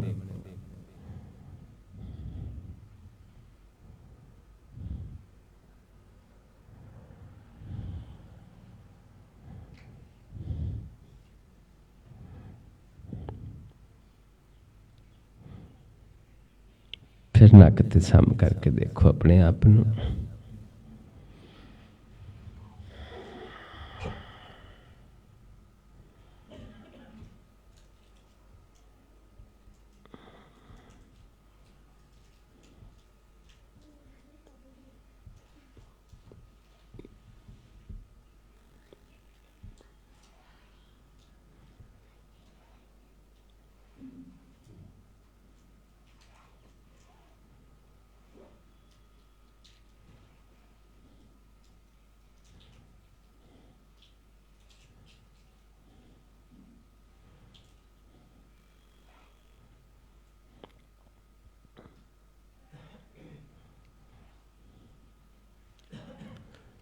ध्यान नीचे लै जाओ हुण, बिल्कुल रिलैक्स देखना है। जो थल्ले अपने फर्श विछया है, गद्दे ने जिहड़े, इन्हां तो थोड़ा जिहा उत्ते देखना है, 4-5 ਉਂਗਲ उत्ते बिल्कुल रिलैक्स। ते इत्थे सानू एक प्रकाश अनुभव होना शुरू होएगा, पानी की तरह एक हलचल अनुभव होएगी।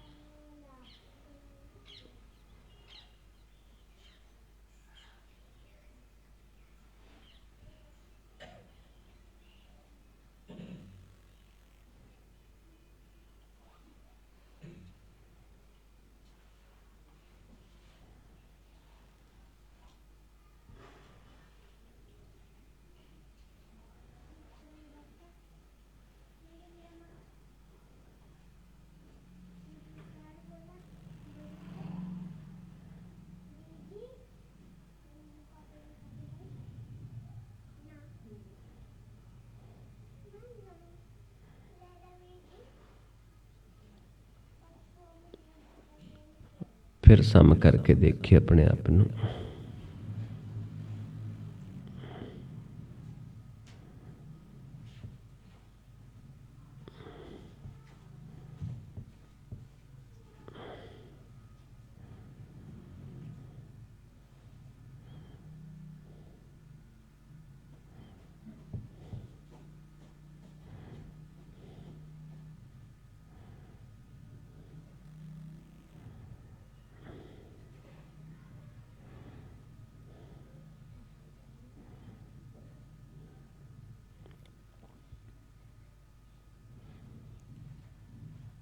फिर नीचे ले जाओ।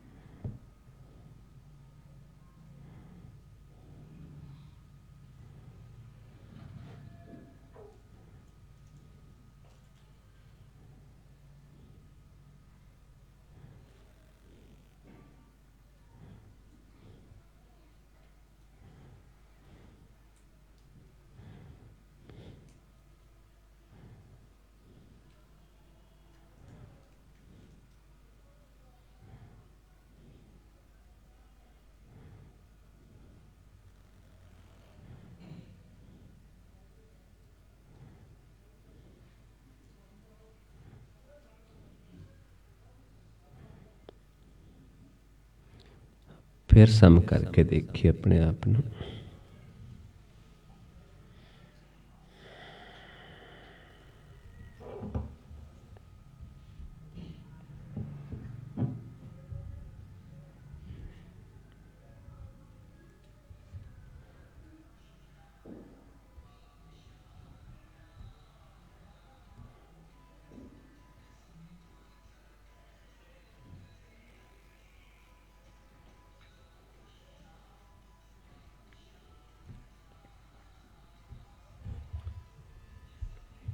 ਵਾਹਿਗੁਰੂ ਜੀ ਕਾ ਖਾਲਸਾ ਵਾਹਿਗੁਰੂ ਜੀ ਕੀ ਫਤਿਹ।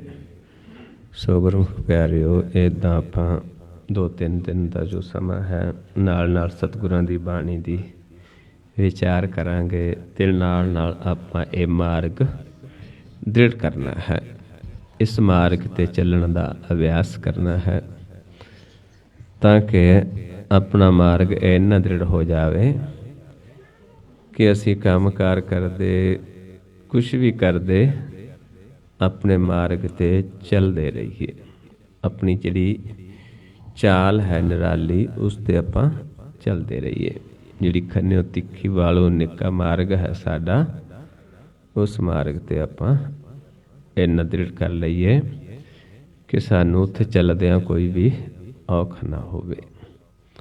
ਇਸ ਕਰਕੇ ਵਾਰ-ਵਾਰ ਆਪਾਂ ਇਸ ਮਾਰਗ ਨੂੰ ਦ੍ਰਿੜ ਕਰਦੇ ਹਾਂ। ਸੋ ਹੁਣ ਸਮਾਪਤੀ ਹੈ। ਫਿਰ ਜੋ ਸਮਾਂ ਹੈ ਅਭਿਆਸ ਦਾ, ਫਿਰ ਆਪਾਂ ਉਹ ਕਰਾਂਗੇ ਅਭਿਆਸ, ਤੇ ਸ਼ਾਮ ਨੂੰ ਫਿਰ ਵਿਚਾਰ ਕਰਾਂਗੇ। ਇੰਨੀ ਵਿਚਾਰ ਕਰਦੇ ਹਾਂ ਬਹੁਤ ਸਾਰੀਆਂ ਭੁੱਲਾਂ ਹੋ ਜਾਂਦੀਆਂ ਹਨ। ਆਪ ਸੰਗਤ ਸਤਿਗੁਰੂ ਜੀ ਬਖਸ਼ਣਯੋਗ ਹੋ, ਬਖਸ਼ ਲੈਣਾ ਜੀ। ਵਾਹਿਗੁਰੂ ਜੀ ਕਾ ਖਾਲਸਾ ਵਾਹਿਗੁਰੂ ਜੀ ਕੀ ਫਤਿਹ।